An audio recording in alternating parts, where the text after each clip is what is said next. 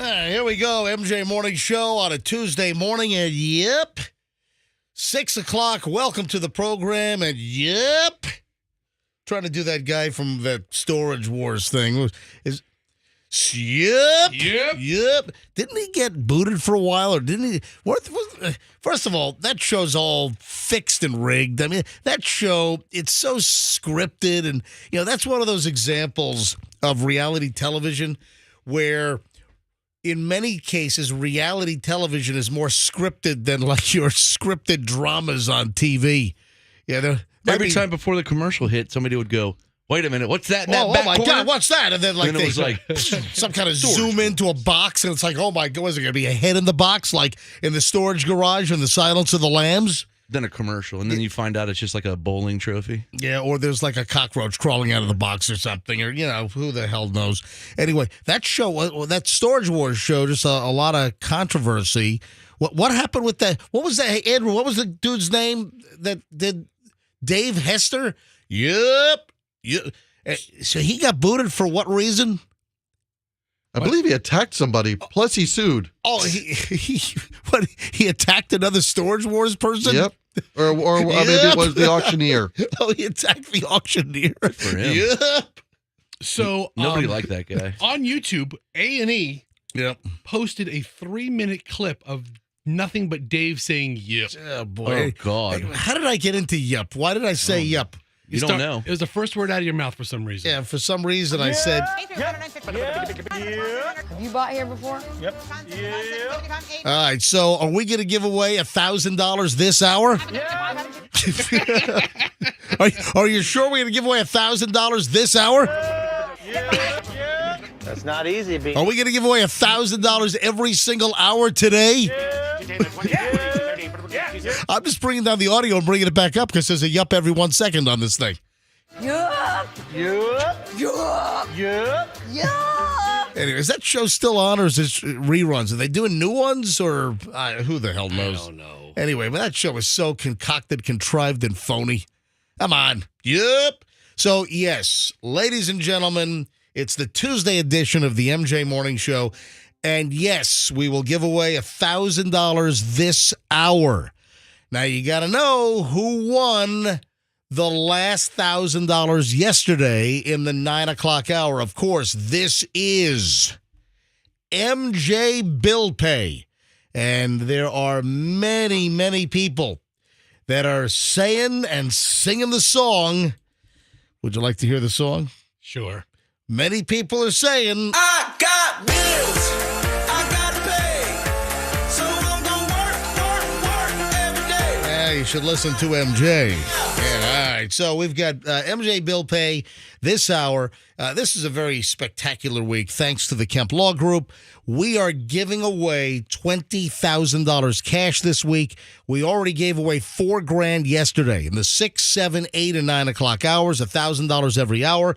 We'll do $1,000 every hour today, 6, 7, 8, and 9 o'clock hours. Then tomorrow, then Thursday, then Friday. So money out the wazoo, $20,000, 20 winners, $1,000 a pop. It's MJ Bill Pay, helping you pay your bills that you racked up over the holidays. Credit cards are going to start rolling in here. The credit card bills, the statements are rolling in. So $1,000 on the way in just a bit. Weather-wise, we don't do a lot of weather on this show. We've got the best hurricane coverage on radio whenever that happens, and hopefully it doesn't happen much. But today we've got this cold front, and the timing on this thing is going to be like they say 2 to 5 p.m. for the Bay Area. So we'll see when it rolls in. 2 to 5, we'll say, is going to be the window, and expect rain, heavy winds, gusts, maybe 50 plus. I think winds essentially 20, 30, 40 miles an hour. Gusts maybe 50 or more. Now, you've got some school closures. Mostly northern counties have school closures or being affected. Like Citrus County's on a half day today. Let me get on the list. So Hillsborough, Pinellas looks like business as usual today. Hillsborough, Pinellas. Pasco County is closed. So for Pasco, closed. I'm doing the arm X. I'm doing the arm. I'm taking my arms, and if you're watching MJ TV, you can see it right now. I'm doing the arms, and I first saw this in Japan years ago, and when there's like a no or a closed, Japanese people, they'll take both their arms, and at the forearms, they'll make an X. They'll cross their arms, one arm over the other, and make an X. Closed. So Japanese Sign Language is very I love it. So for whatever reason, Pasco County has decided to close. Hernando County, early dismissal, 3 hours earlier, and of course it's going to vary according to the grade level. Citrus County, half day, and that's really what we're dealing with right now. So, some nasty weather expected, but it's not going to be prolonged. It's going to move fairly quickly. Within a couple of hours, it's in and out. It's kind of in and out, so we'll see. Coastal flooding could be a thing because you got a couple of high tides coming up, and coastal flooding maybe 2 to 4 above, and that's going to be later this evening into the early morning overnight hours tomorrow. So if you're in an area that typically floods with coastal flooding, you might have an issue, streets or, water encroaching up to the porch or whatever. You know where you are. You know when you're prone to coastal flooding, so just be extra alert. Froggy, welcome back. How was your 3-day weekend? Oh, it was great. Let me tell you. Yeah, I beg to differ. I heard you were sick as a dog yesterday. How did you hear that? He sent us a text that he had it coming out of both ends. Well, that's what... Well, for him to descriptively say I had it coming out of both ends, yeah, but I wanted to prod him a little more on that. All right, Froggy, I better not say it. You're going to get all bent out of shape. Okay. I better not say. I was going to say something, but I better not. Go ahead. If you want to get your eyeball gouged out at 6:07 in the morning. You going to tell us? I better not say it. No, you should tell us. I mean, if it's on your mind and it's on your heart, you should say it. It's on your heart? Yes. It's on my heart. Has that got a murmur? That's what my therapist has been telling me. Got a palpitation going on is what I have. I don't know. Listen, you're going to tell us? You're not one to hold your tongue. I'm not. All right, I'll say it. So, Froggy, I know that you've always kind of aspired to do your own morning show, the Froggy Morning Show. You lead the show. If you had your own show, you'd be out so often with all your medical ailments, you'd barely be on your own show. I don't know what you're talking about. Hey, you call in sick a lot. Well, if you had your own show, if it was like the Froggy Morning Show or something, you wouldn't be here a lot. I mean, who would cover for you? Who would do the show? Would they just stick some part-timer in? But I mean, or if you had your own show, if it was the Froggy Morning Show, would you suddenly have less medical ailments? I'm just asking. I think my medical ailments come when I'm around you. Because, I had double bleeding ulcers back in the day. And for 10 years, I was great. And then I start working with you again, and I just start to deteriorate inside. Fall apart again. Yeah, ulcers come back, migraines. That's true. It's just dealing with you, I think, makes me sick.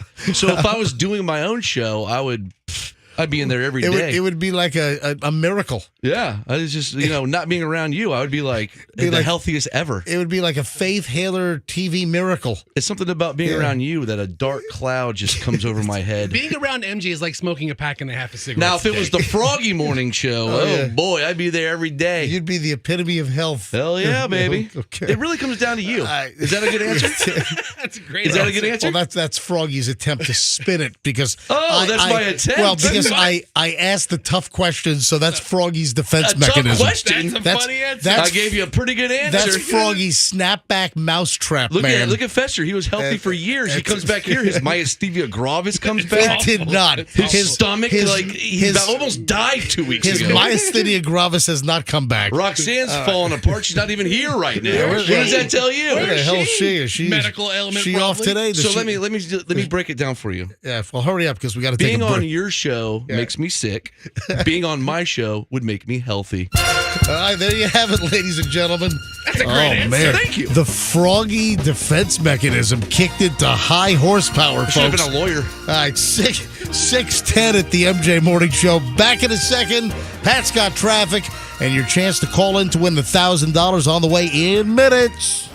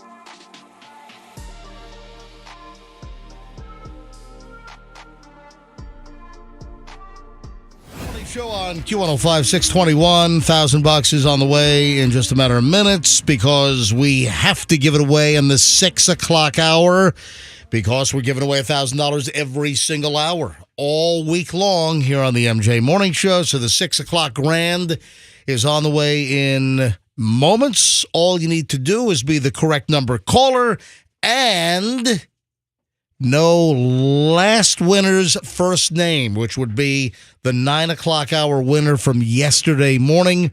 First name, be the right caller, and you'll win the next $1,000. We'll tell you when to call in very shortly here on the MJ Morning Show.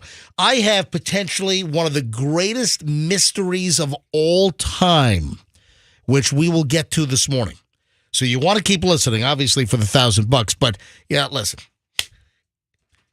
Come for the content, stay for the content, and from time to time, we sprinkle some really good crap into the show, like $1,000, laptop computers, Microsoft tablets, dash cams, thanks to some of our great sponsors, like, Don the IT guy and Team Logic IT for helping out with all the electronics all the time. Kemp Law Group helping us with the 20 grand. Also, Kemp Law Group sponsored the dash cams recently. So hold on. But I have one of the greatest mysteries, I think, of all time. This just popped up yesterday, and I'm like, get the bleep out of it. Are you kidding? One of the biggest mysteries I think I've ever encountered in my life. And then also, Froggy, you put a whammy kibosh on some content on yesterday's show by phoning in sick yesterday. Oh, no. Well, because you sent something over the weekend and you're like, oh, my God, I told you, it's starting, I told you. Oh, it's still starting. So we'll do it today. So Froggy's, Fester. This is big. Are you okay? Yeah, I'm just wiping my eye crap out. Ew. Oh, dude. all right, don't hold it up, please. I mean, Well, it's all you can see it. If you, come on. Do not put his camera on. I took my paper towel and just kind of wrapped it around my finger and I had to wipe out the eye goiter. Do you have pink eye? I don't think so. Dude, And I feel sick. Stop. I can't I think handle I that. just But Fester, I'm not picking on you. It's just that you are incessantly wiping your face. It's just the last week or so, you and napkins and tissues, and it's like you're doing full body rubs during the entire damn show with paper products. Oh, I wish. You're very moist lately. I wish. That Froggy's correct. Yes, Like a fish. very moistly. Anyway, so where was it? Oh, so Froggy, I was all excited to talk about this content that you shoved on me Shoving it. It's happening for real. This is real. All right, there's another issue we have to deal with. We were going to do it on yesterday's program, but Froggy called in sick, so we're pushing it. I'm still sick. Would you like to borrow my paper towel to wipe out your eye Oh, goiter? my stop, stop. please. Oh, Yes, Ugh. but for real, as I've been saying for years, it's going to happen. It's happening. it's Froggy. It's not happening. Okay, yeah. Just 7 million cop cars show up. All right. Do me a favor. Get the video link to Andrew, our producer. It's everywhere. Just listen to me. Just find a really good clip. Maybe it's the news report. The news report. How about the real news report? All right, well, look at it. It's the first thing in my search. I just looked it up last night. Let's deal with this later on, probably next hour. So I got the most amazing, greatest mystery of all time, and then Froggy getting sucked down a rabbit hole. We'll get into that coming up in just a bit. $1,000 on the way. Hey, Mark Cuban. Billionaire Mark Cuban from Shark Tank, and he recently just sold a giant chunk of his ownership. He sold majority stake, right, in the Dallas Mavericks. Yeah, he was the longtime owner of the team, and he just sold it. So he kept like a minority share. I don't know. Why did he sell? Is he hard up for cash? I mean, just if you sell something, He's a doesn't mean you're hard up for multi-billionaire. cash. It means this product is at the high. Maybe he thought it was the highest value he could sell it for. That might By be the way, case. Roxanne has just joined us 20 minutes late. Why were you late today? Personal issue.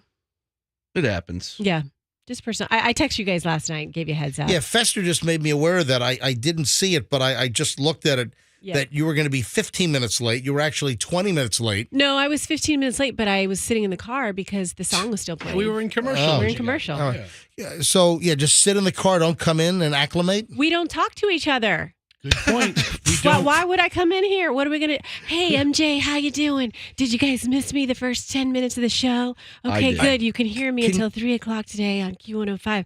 I'll be here all day with the storm, getting you home safe. Go ahead. How are you going to get him home safe? You're just on the radio. Yeah, how are you going to get everyone home? And it would be safely. Yeah, getting you home because you want the adverb. Yeah, so. Q105, this is Roxanne. Use your blinker when you switch lanes. Getting you home safely. Getting you home safely is Bon Jovi. Anyways. Nice. And you know how to push my buttons, don't you? All right, now.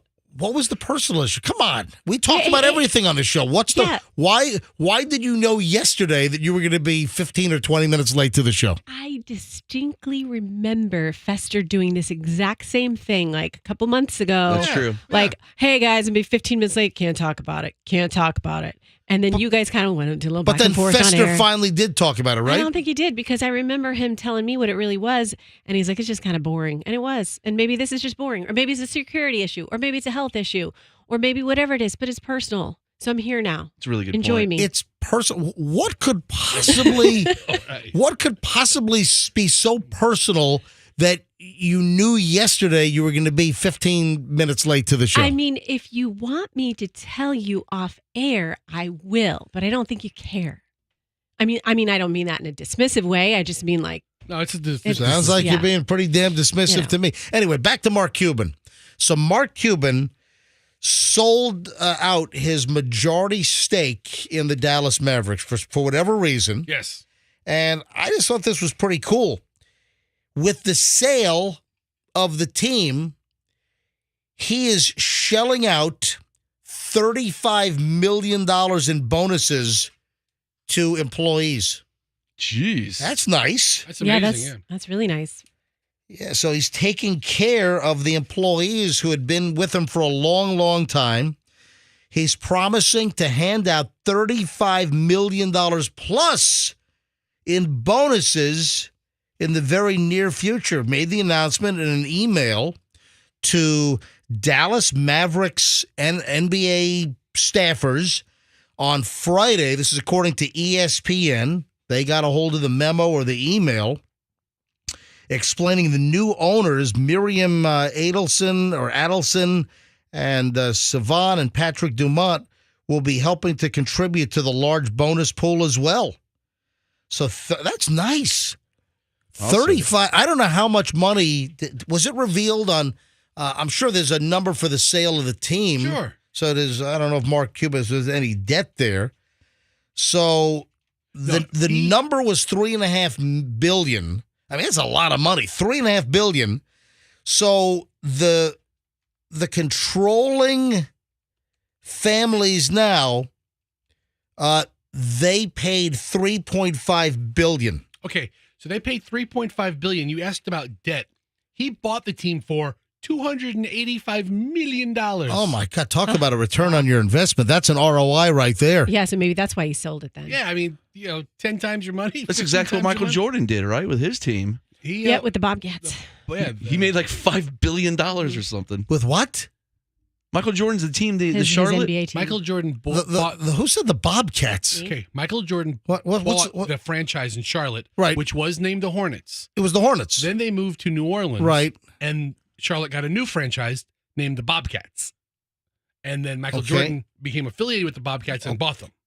And then they regained the name Hornets again. Yeah, because how long were they Bobcats? So like 4 minutes? Maybe 4 seasons, 5 seasons. That long? The owner of the team. It just shows how little I pay attention to the NBA. The owner of the Charlotte Bobcats was, and I forget his name, but he's the man who founded BET Television. Bob. And his name was Bob. And he named his the name team after him. The Bobcat, okay. I'm going to name it the Bobcats because my name is Bob. And yesterday, Bob found the door in Oregon. Bob Johnson. Bobs are everywhere. Mark Cuban, he's 65. I didn't know that he looks pretty good for 65. Yeah, he's a rich 65. Yeah. Mark Cuban, are you saying that richer people at older age look better than poorer people at older age? I saw a Chris Rock interview once with Oprah, and he was like 54, right? Yeah. And Oprah's like, you look so good. He's like, I'm a rich 54. And I'm like, Oh, you know he said that? I'm like, you know what? You're right. He's like, listen, I'm 54. I feel every bit of it, but I look good because I'm. So anyway, yeah. All right, so he sold the controlling interest of the Dallas Mavericks for $3.5 billion, and he still has a 27% stake in the team. So he still has over a quarter of the team. But the reason why I'm doing the story is they're handing out $35 million in bonuses to employees with the sale of the team. Now, I'd love to know, like, which employees are getting the most. Like, what is the top check going to be? That I haven't seen. What the top bonus amount is going to be, and what's the scale? Is it like number of years you've been with the organization, or is it going to be your value to the organization? Is it like, making a list, checking it twice, he was naughty or nice, whatever. But I just thought it was worth mentioning. That's a nice deal that, he sold the team and they're going to pay out that kind of money in bonuses. I went, what if any employees are going to get like, $500,000? What if any are going to get like $200,000 checks, or they're going to be $25,000? Well, listen, whatever you get. How many employees are there for the team? The actual team doesn't have an enormous staff. Tell you, why don't you look that up? Why don't you Google how many employees does the Dallas Mavericks have? And then if we just took the number of employees and divided it by $35 million, and that would give us a rough number of what each employee could get. So I don't know if you can dig that up. All right, we've got early morons in the news. Dallas Mavericks is a small hospitality company with only 100 employees. What? No, that's wrong. That's not right. What is So this? they're each getting like $4 million? No, that's got to be like what? Per no. LinkedIn, they have 200 employees, but Okay, that's the impossible company too. currently has, according to Sports Geek or Sportskeeda, I never heard that site, 588 employees. All right, 588 employees. That makes more sense. Yeah, I think Dallas Mavericks, that might be a catering company or something. I don't. the other one you first found. All right, we've got early morons in the news next. Great pile of morons in the news, moments away, and also your chance to win the $1,000, the first grand in MJ bill pay for Tuesday will happen in minutes here on the MJ Morning Show on Q105. How would you like to have a great air conditioning company, heating and air? How would you like to have a great company and also...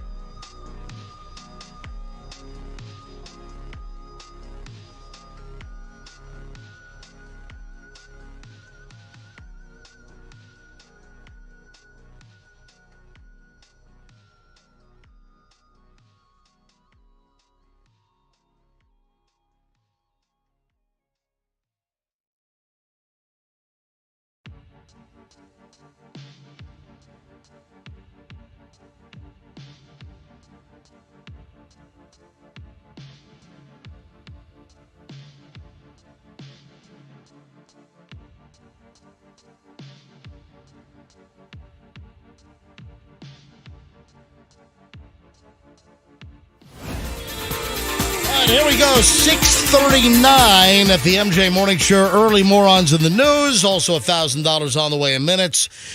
Should I just do the $1,000 now, Fester? What do you think? I think that's great.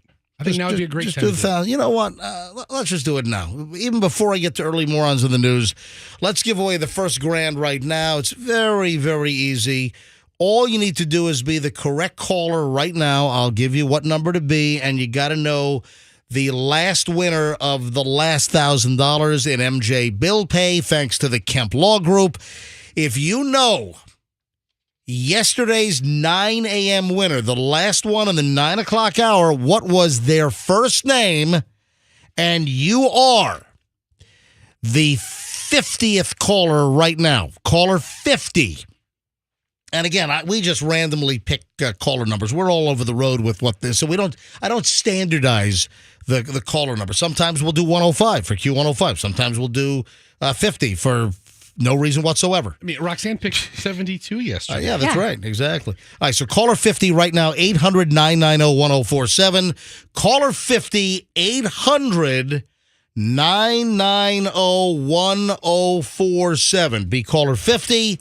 Know the first name of yesterday's 9 a.m. winner, and you'll win the next $1,000 right now with MJ Bill Pay. Why? Because I got bills. I gotta pay. so you listen to MJ. That's right. So you got mouths to feed, got $1,000 for you. You racked up credit card bills over the holidays. We're going to help you pay it off with $1,000 in cash right now. This is not a national contest. This is not a multi-city contest. This is only MJ Morning Show Q105 listeners right now. Andrew is screening away. We'll take caller 50 live on the air. Early morons in the news. Gotta love this. Guy gets into a fight with his mother, and then he burns down the house, or attempts to burn down the house. His and mom's house, or just mom's house? No, it's mom's house, mom. So Okay. this is an appropriate, this is a rational response, right? Roxanne brings up a good point. Does he live with mom? Yeah. Well, I mean, a grown man who's so angry at his mom that he burns down the house might live there. Well, yeah, it might be under a roof. That's where tensions are high. Let me give you all of the details of the story. So the headline is, Chattanooga, Tennessee man Oh, he's probably dating his mom. charged with trying to burn down her house after a heated conversation. So that's a proportional response, right? Get into a verbal altercation with mom, and then you light the couch on fire, right? That's... You thought this verbal altercation was heated. Wait till I burn the house down. Chattanooga man facing aggravated arson charges. Authorities say he set fire to the couch after a heated conversation with mom on the phone. Nobody was hurt.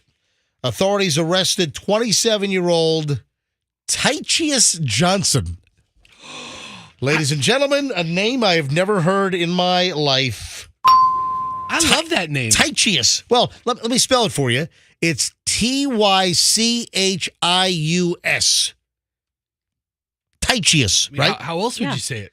And according to the Chattanooga Fire Department, firefighters were called to the home and found heavy smoke coming from an open door. And the investigation showed that he was on the phone. According to investigators, Johnson and his brother were home on Wednesday night when he had a phone conversation with his mom. So this might indicate, it doesn't say he specifically lived there, but he was in the home. Mom was away, maybe at work. He had a fight with mom on the phone. He was in mom's house and decided that the conversation was so heated that he wanted to continue the heat. So he decided to torch the couch, which almost burned the whole house down. I hope mom didn't keep cash in the couch. You know how some people hide money inside their couch? Yeah. Good point. According to investigators, Johnson and his brother were home when he had a phone conversation with his mother. It made him mad. He threatened to burn the house down. Then he set the couch on fire. His brother overheard the conversation, saw the fire, came out of his room, and then safely exited the structure and waited for the fire department to arrive. Tycheus. Tycheus Johnson. What are you doing? That's right. Hi, good morning, MJ Morning Show. Who am I speaking with? My name is Kim, Kim, where are you calling from? Plant City. Kim, how are things in Plant City this morning? Calm so far. Would it be a little better if you were caller 50 and you won $1,000? It would. Kim, you are 50. Now, can you tell me the first name of the last winner in the 9 o'clock hour yesterday? Mike. The name is Mike. That is correct!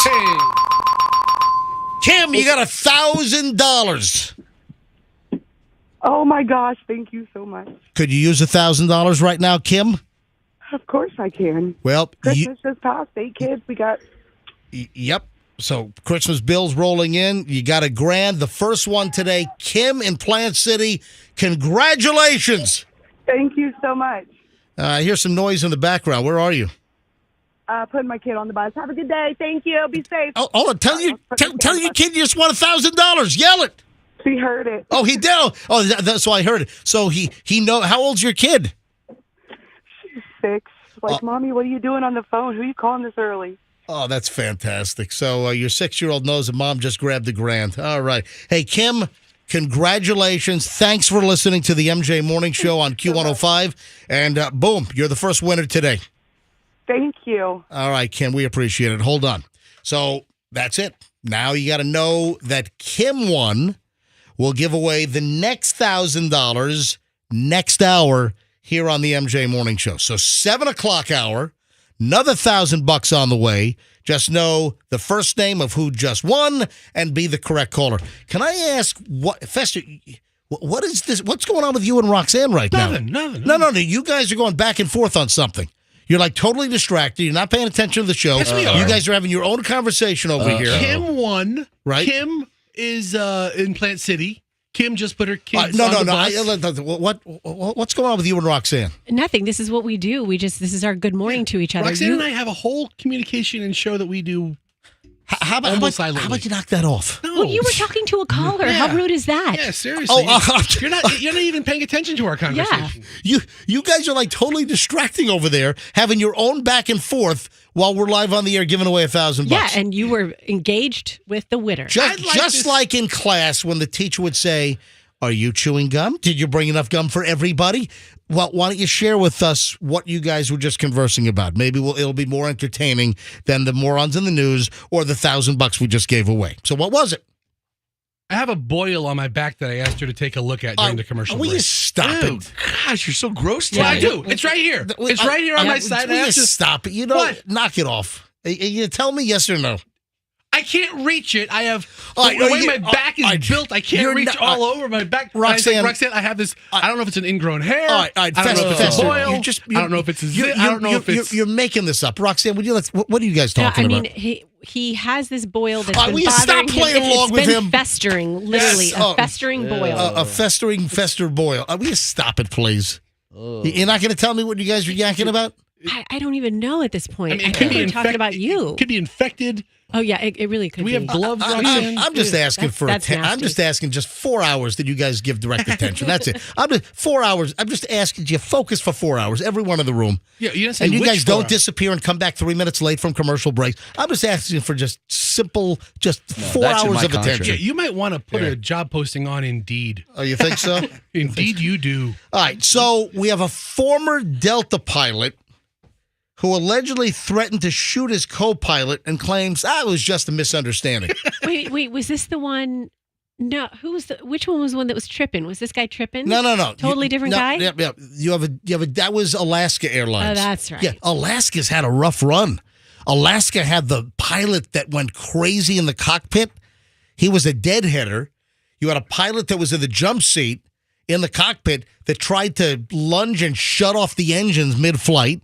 That was Alaska Airlines. And now you have the whole side of the plane blow out on a 10-week-old Alaska Airlines Boeing 737 MAX 9. They've had a rough, couple of months here over at It really has been. I have never been on Alaska Airlines. They don't. Do they come to this side of the country? Yes, they fly out of Tampa International Airport. They Okay. yes, they have flights out of Tampa. Yes, they do. Alaska Airlines. I've just never been on Alaska Airlines. Former Delta pilot Jonathan Dunn's threat to shoot his captain while the plane was in midair was a misunderstanding. According to the former pilot, I said former pilot's lawyer, but prosecutors described the heated argument during a flight in 2022 from Atlanta to Salt Lake City as a grave offense. Yeah, two sides going back and forth late last week in a courtroom in Utah during Dunn's first federal court appearance since his October indictment just back in 23 for threatening his co-pilot after he suggested diverting the flight for a passenger's medical emergency. Dunn allegedly responded with a whole bunch of menacing remarks, and the unnamed co-pilot thought that Dunn would use his gun to relieve him of command of the aircraft. Now, apparently, the pilot, this Jonathan Dunn, was part of that flight deck officer program where pilots are trained and can carry a gun as like the last line of defense in the event of a, hijacking, like a 9/11 situation. Because post 9/11, there was training by the feds that pilots can carry a gun in the cockpit. Man, that's just insane. Prior to the incident, the TSA authorized Dunn to carry the gun on board. That right had been revoked. Yeah, it has been. Yeah. Yeah. Also, Dunn was fired by Delta. If you threaten to shoot your co-pilot, your first officer, probably should be flying an airplane with, 175 people or whatever in the back of the plane. I'm just saying. So if he's convicted, it's going to go to trial here. It's going to be a federal trial. If he's convicted, he could face up to 20 years in prison. And the actual trial date is set for March 20th. I'll make a note of it. I'll add it to my calendar. I'd like to know the outcome of this story. You're being a Weisenheimer over there, but I think this is important. You want stable pilots. You want, mental stability in the cockpit for someone that's flying your airplane at 35,000 feet. Yeah, and these are anomaly stories, but we have heard a couple of them. So, MJ, does it make you, when you get on your plane, do you kind of give the pilot a once-over? I don't. I think it's mental capabilities. Having a mental breakdown pilot or somebody that's whacked out of there. I think it's a very, very rare situation. No. MJ sticks his head into the cockpit as he boards and says, "Hey, no crap during this flight, all right?" And he goes back to his seat. No, I don't. You want to, though. No, but listen, I'll tell you right now, if the cockpit is open, I will take a peek inside. I'll just take a peek to see who's flying the plane. I've always done that. But sometimes the cockpit is open, sometimes it's not as hospitable, and the cockpit door is closed. Can you ask to speak to the pilot like you can the cook? The head Like, chef. you ever go to a restaurant? It's like, let me speak to the cook. I think it's the chef. The chef. Let me speak to the chef, and the chef comes out, and you say how great it was or how there was an issue. You can't say, can I speak to the pilot, I'm sure you please? could. I think it's kind of awkward. I don't know. I'm asking. I haven't had a reason to speak to the pilot. 6:52 at the MJ Morning Show. 7 o'clock hour is coming up. Another $1,000 on the way in minutes. I've got the biggest mystery of all time. We'll deal with that coming up next hour. And we are loaded here on a Tuesday, our second day of giving away $1,000 every hour. Every day this week here on the MJ Morning Show on Q105. Stand by. If you need an electrician,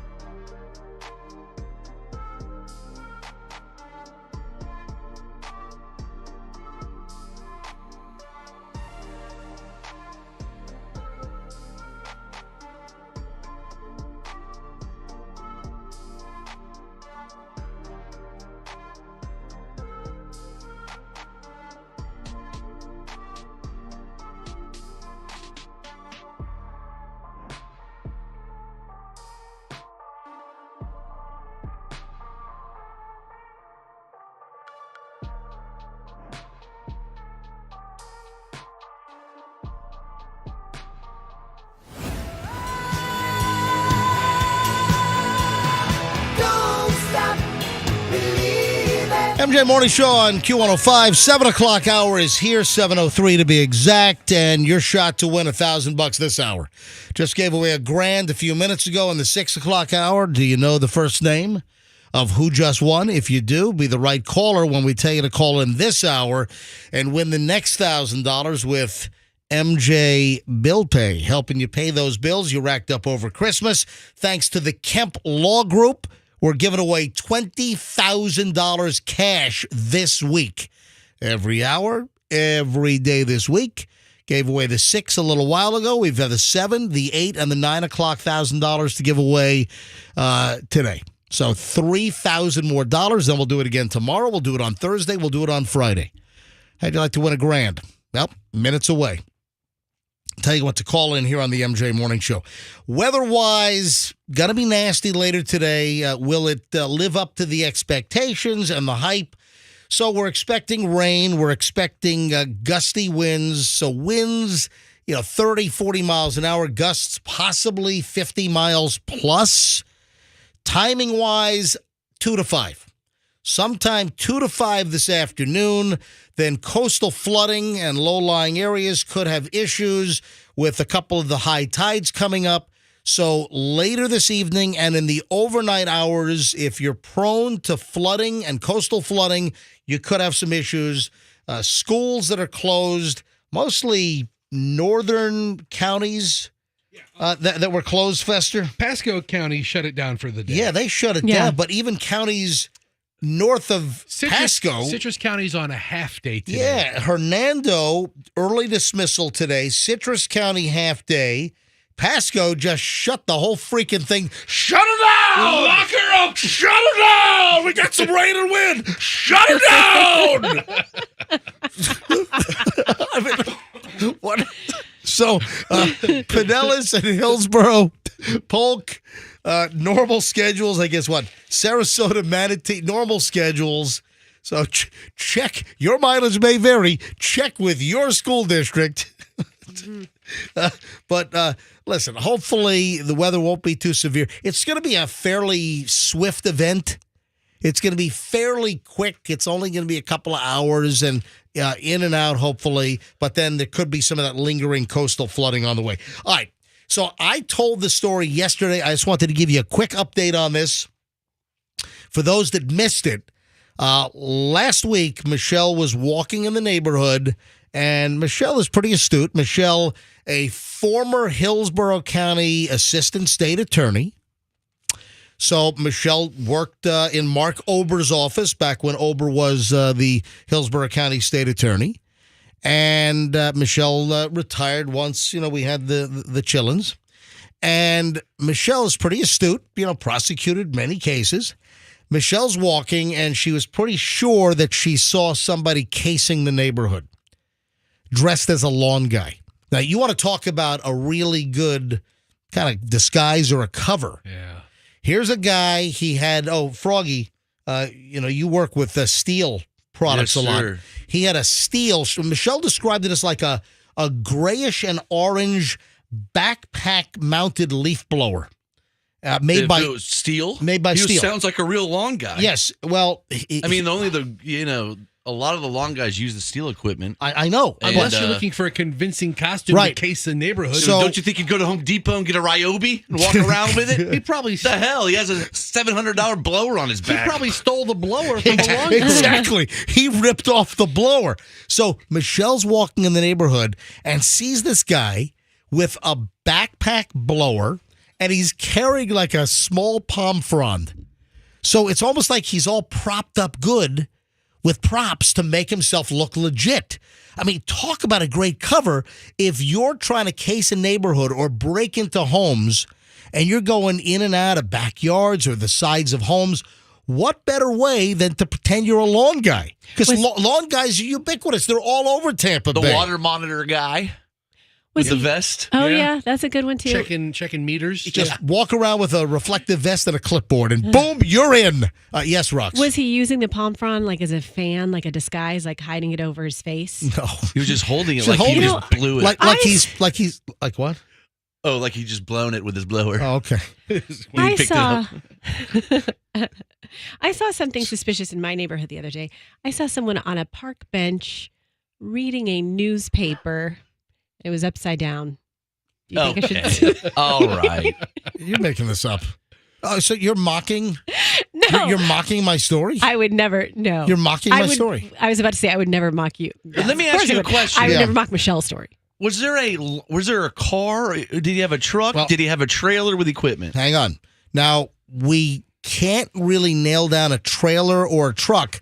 And in fact, I mentioned that on the show yesterday when I talked about this. And I subsequently have given information to TPD because a TPD officer that I know wanted more information to pass along to their burglary division. What, Chief Burkhaw call you after the show? No. That guy's probably a lawn guy. What are you doing? No, it was not. The deal is that the guy was walking to 9 or 10 different houses with his outfit. There's no way the lawn guy did 9 or 10 different houses on the street, around the corner. No. Maybe he's looking for new customers. No, he's not. The guy's looking for houses to break into. All right, so MJ. He's looking for jewelry in the bedroom top drawer next to the wife's bras. What is this, Home Alone? Come on. That's The what- wet That's what we bandit. talked about yesterday. Froggy was out yesterday. We made all these jokes. Yeah, sorry. This Yeah, is the first time he's hearing your Yeah, story. so I told the story yesterday. Oh, that's right. You were out yesterday. I have no idea. It's the first time for but me. I wanted to give an update. They were looking for a description of the male, and Michelle had a description. It was a Hispanic male, late 20s to early to mid 30s, not about 5'6", not overweight, not thin though, and A lot of long guys are fit. and it's possible that the driver for him might have been driving a 2010-ish white Ford Mustang. So again, Michelle, That's not a long guy car. hang on, exactly. And let me tell you right now that Michelle was walking, and the guy was on her side of the street. As Michelle was walking, the guy crossed the street and started walking houses away. I'm telling you right now, I trust Michelle's intuition. This guy was a lawn care fraud who was casing our neighborhood to either break in then and there or to make notes which homes appear to be vacant. You can walk to the side of homes. You got a leaf blower, man. That talk about a hell of a disguise. So now Tampa Police Department, the burglary folks have been made aware of this. If this fits a profile, if this fits any type of a rash of burglaries, this is good information. This is good, intelligence level policing information here to know that maybe you've got a racket where someone's faking being a lawn guy to, cast suspicion away of why they're in the neighborhood. And Michelle gave a very accurate description because she can spot 5'6" from a mile away. She Wise ass. knows 5'6" Intimately. very. Yes, boom. she does. That's Yes. correct. All right, moving along. So that's a little update on the story. College football last night, the College Football Playoff National Championship. Kind of a lopsided game. Washington kept it close until the fourth quarter. They were always in it. Yeah, Yeah, so they broke away during the fourth quarter. 34-13, and Michigan walloped Washington in the national championship, 34-13. Fester, you sent me a note, and I also got an email from a listener. Sergio Flores sent me an email last night. ESPN just showed Derek Jeter at the Michigan game in Houston. He was in a suite with Michael Jordan and other famous people. It's a Brand Jordan suite. You got to ask Roxanne if Dig Dug was invited. No, he wasn't there. Well, the question is, Sergio Flores, a valued MJ Morning Show listener, wants to know, Roxanne, was your husband, Dig Dug, was he invited to hang with Derek Jeter in the skybox, the suite at the National College Championship game last night, Michigan and Washington, was your husband, Dig Dug, invited to hang with Derek Jeter, Michael Jordan, and other famous people? That's a yes or a no. Was he invited? He was actually hosting in that suite. Doug was hosting that suite. You said he wasn't there. Well, I lied. No, he wasn't invited to the suite. He was the host. Yeah, he was the host. He's of the suite. one that invited Michael Jordan to the Jordan. It was suite. actually Doug's. MJ, want to go? It was actually Doug's plane. And Doug. Was Doug there, yes or no? Is that why he's not around? What are you talking about? He's around. He's with the kids this morning, getting them ready for school and taking them to school. I know. What's your problem, dude? Right, dude. Jeez. Well, I just assume that Doug is never around. Oh, So, what a jerk. so Michigan so- Wolverines, MJ, have the Michael Jordan logo, Yeah. the Jumpman logo, on Oh. every one of their All right, uniforms. all right, I get it. I get it. Hang on. And This is guess sponsored what by else? Nike. Guess what else? Greatness Wins has a Michigan player. But the question is, you're not answering the question. What? Was your husband invited to hang with Michael Jordan and Derek Jeter in the skybox at the championship college game last night? I don't keep up with all of his invitations. I am not on all of his emails and text messages. Oh, come on. Why are you playing coy with me? Was he invited? Has he yet? done things like that before? Yes, he has. So, no, I'm not asking about before. Was he invited to this? I've got people that his want to know. Michigan, his team, Sergio yes. Flores wants to know. My listen, Sergio Flores. And Fester, you sent me an email as well. You noticed. Hey, Fester even specifically said, "Where's Doug?" Well- Fester sent me an email last night. Are you watching the national championship football game? 6:38 in the third quarter as they come back from commercial. They cut to Derek Jeter in a skybox with Michael Jordan. I don't know if I see Doug in that picture. Yeah, I because saw- he was inside hosting the event. How many times do I have to tell you? Inside hosting the event where? In the suite. So, I thought you said he's home with the kids. I keep changing my answer. Did he fly back? I'm bipolar. all right, give us one story. Give us one story and stick with it, either the truth or the lie. Was he at the game last night? He Rox, is just taking care of my Jesus. children this morning. They are safe with their father. Come on, was he at the game? They're safe with their father. So no, he was not at the game. So the kids are in Houston too? Yes, kids are in Houston. Kids are waking up in an embassy suites right now in Houston. All right, so does Derek stay at one place and like Doug stay at the Embassy Suites or the Hampton Inn? Hampton Inn's nice. I mean, it is nice, and that buffet is nothing to scoff at. I like Red Roof or La Quinta. All right, 7:15 at the MJ Morning Show here on Q105. When we get back, it's going to be in the next long segment. We start an hour and 20 minutes of nonstop MJ next. And we will give away the next $1,000 because we got to do it in the 7 o'clock hour. So how'd you like to win the next $1,000? It's on the way. Oh, and I will talk about one of the greatest mysteries ever. This is seriously, this is one of the greatest mysteries of humankind in the history of humanity, the history of planet Earth. What is the mystery? Talk about it coming up. Also, Froggy's all freaking out about the alien story. If you don't know about that, that's coming up. We would have talked about it yesterday, but Froggy called in sick yesterday. So we'll pick it up in just a minute. Momentarily, back in minutes, MJ Morning Show here on Q105. Stand by.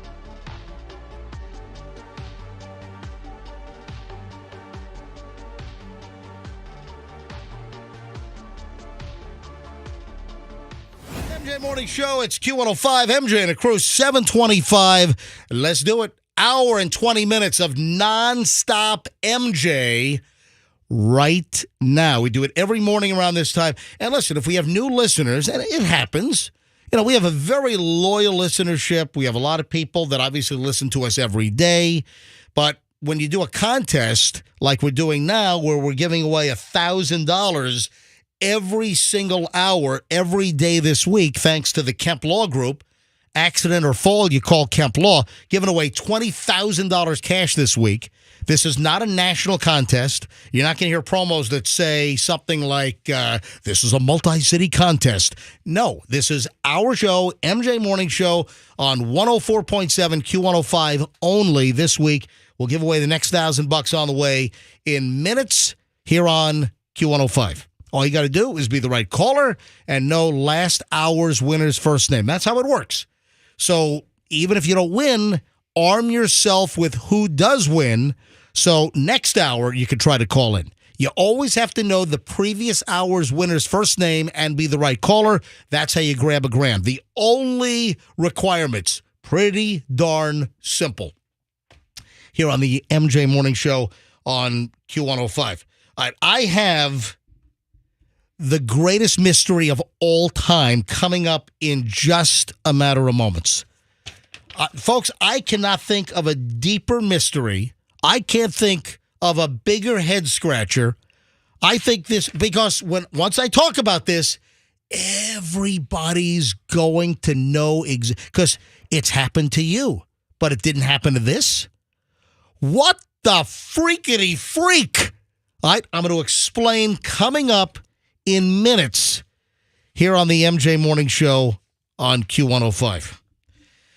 All right, a couple of things. I had a student story, and, we talk about, teachers that go bad. We talk about students that go psycho. I had an item. It's not a Florida story. It's an Ohio story. But, you gotta want, how many kids are like going to school on hallucinogenic drugs and attacking teachers?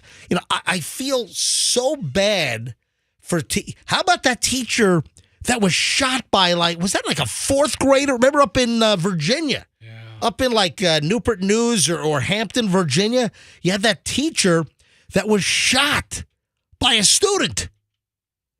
You get these crazy stories. A 6-year-old. It was a first grader or something up in Virginia. Listen to this one. 15-year-old Ohio high school student allegedly punched a teacher in the head while hallucinating on drugs.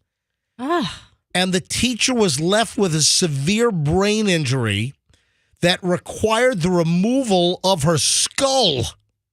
I guess to relieve pressure or something. This is Coleraine High School in Ohio. Student began acting bizarrely after ingesting some kind of an unknown drug in a classroom last Thursday, and then punched as hard as he could the 60-year-old teacher in the head, causing a severe brain injury, requiring extensive medical treatment, emergency surgery. They had to take the teacher's skull off. Yeah, what kind of a hallucinogenic drug causes a kid to do that?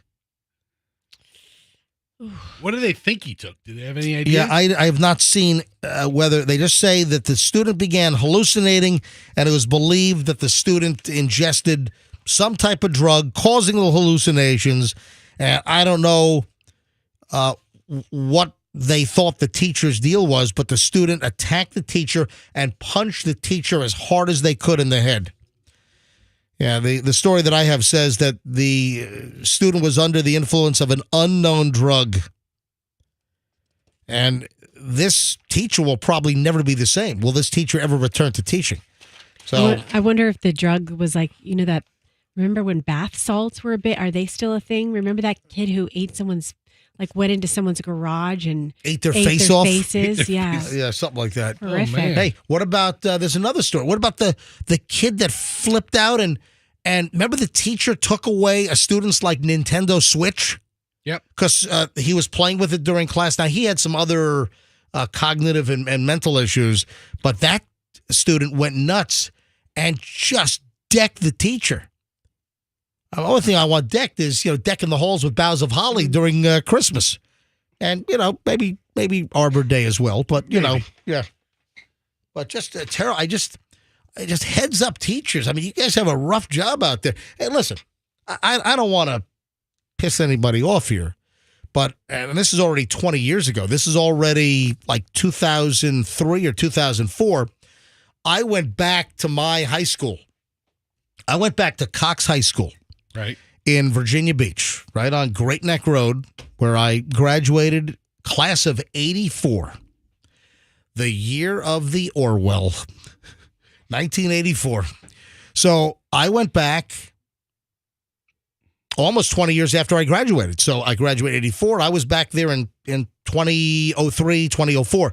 And a couple of my teachers were, believe it or not, still there.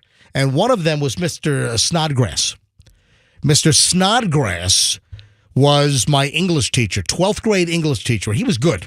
Really, you have those teachers that make an impression, stuff that you remember. You remember specific things that you learned, and his class was one of those classes. And I went in, and he remembered me. And I remember that one day he had us all bring in our favorite album Bring in your favorite, vinyl 33 and third or favorite 45. And we did a whole class listening to the music that the students in the classroom liked. It was great. It was great. And I brought in just kind of a funky album. I brought in Blotto. Remember, hey, Andrew, bring up Blotto, I Want to Be a Lifeguard. I brought it because I knew everyone's going to bring in, Pat Benatar's. This is 1984. Someone's bringing in Culture Club, Karma Chameleon or something. Someone's bringing in 99 Red Balloons by Nena. Right? I brought in like this novelty thing I had a record. It was like a New York State band called Blotto, and they did a song called I Want to Be a Lifeguard. I brought it in, and I remember I left it in the classroom, and 20 years later, I'm like, hey, you know what? I left my Blotto 33 and the third album. Any chance you have it? And he still had the same like tan metal cabinet. And he goes in, he starts, it was packed. I mean, there was a good chance my album was still in that thing. That's how much crap was in there. Anyway, we spent like 10 minutes looking for it, and it wasn't in there. But let me tell, I'll play some Blotto in a second just to let you know what it sounded like. But the reason why I'm bringing this up is already 20 years ago, in 2003 and 2004, I had a conversation. I'm like, hey, so how's it going? He said, yeah, I'm only going to teach for another year or two. I'm going to retire. And I said, hey, how are the students today? And he said, nothing like you guys. So he was talking about the students 20 years ago. So the difference between the engagement and the students from 1984, I was in the 83-84 school year. He said the difference between us and what he was teaching in 2003 was night and day. He said that they're distracted, they're not as engaged. He made an emphatic, it is nothing like you guys. He said, I would take you guys any day of the week. So the point is, and I'm not disparaging because you got plenty of good young kids today, but if he was talking about the kids 20 years ago, nowhere near as engaged, what is it like today? With even more distractions, like all this social media crap and TikTok. And if my daughter Chloe says, oh, it's time to be real, one more freaking time, I'm going to explode. You know about this be real crap? You don't know? I think I heard something about it, but I can't speak to it. You don't know about Be Real? No. Tell us. What? Be Real is this stupid app where certain times a day, or it prompts you. I don't know. Yes, I did. And you got to do something or take a picture, and you got to. Oh, it's time to be real. Oh, so I'm being told to be real. So yeah, that's natural. It's like it's if anything, you're not being real when you're told to be real. You have a minute to put a picture up, so you don't have time to primp or anything like that. Something like that, whatever the hell it is. And all I know is we're having dinner. Oh, it's time to be real. I'm like, if you don't put that phone down, I'm gonna go back in the kitchen at the restaurant. I'm gonna drop it in the deep fryer. Yeah. That's what I'm gonna do. A fried iPhone would go viral. Holy crap. Anyway, so do you have some Blotto queued up? All right, Andrew's got. Here we go. So this is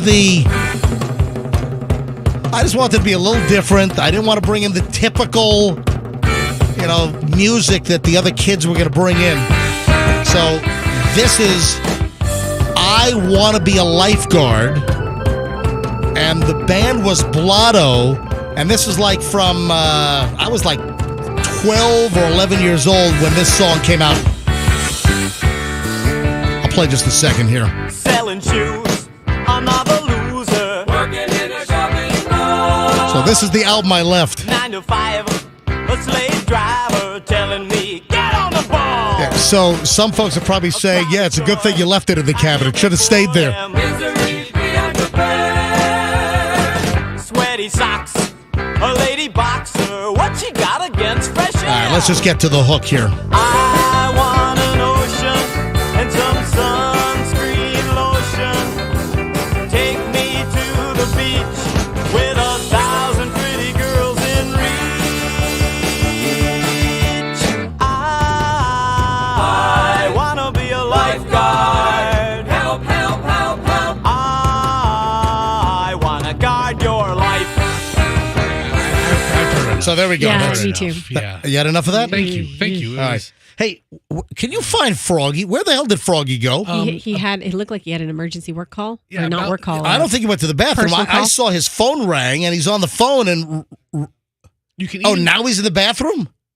you can even hear him say hello as he walked out about Oh, 5 I minutes know. ago. I know. So, anyway. Yeah. he's, So what? Because I want to get into his alien story. Yeah, Froggy's pushing this whole alien thing. We would have done this yesterday, but he called in sick. All right. While we wait for Froggy, the show can go on. And yes, we have enough content without Froggy's alien story. However, I think it's important to spend a couple of minutes on that, and we will when he returns. We got $1,000. We'll give it away in a short amount of time because we have to give it away within the 7 o'clock hour. It is now 7:37. I wonder if it's a Max 9 7:37. What do you think?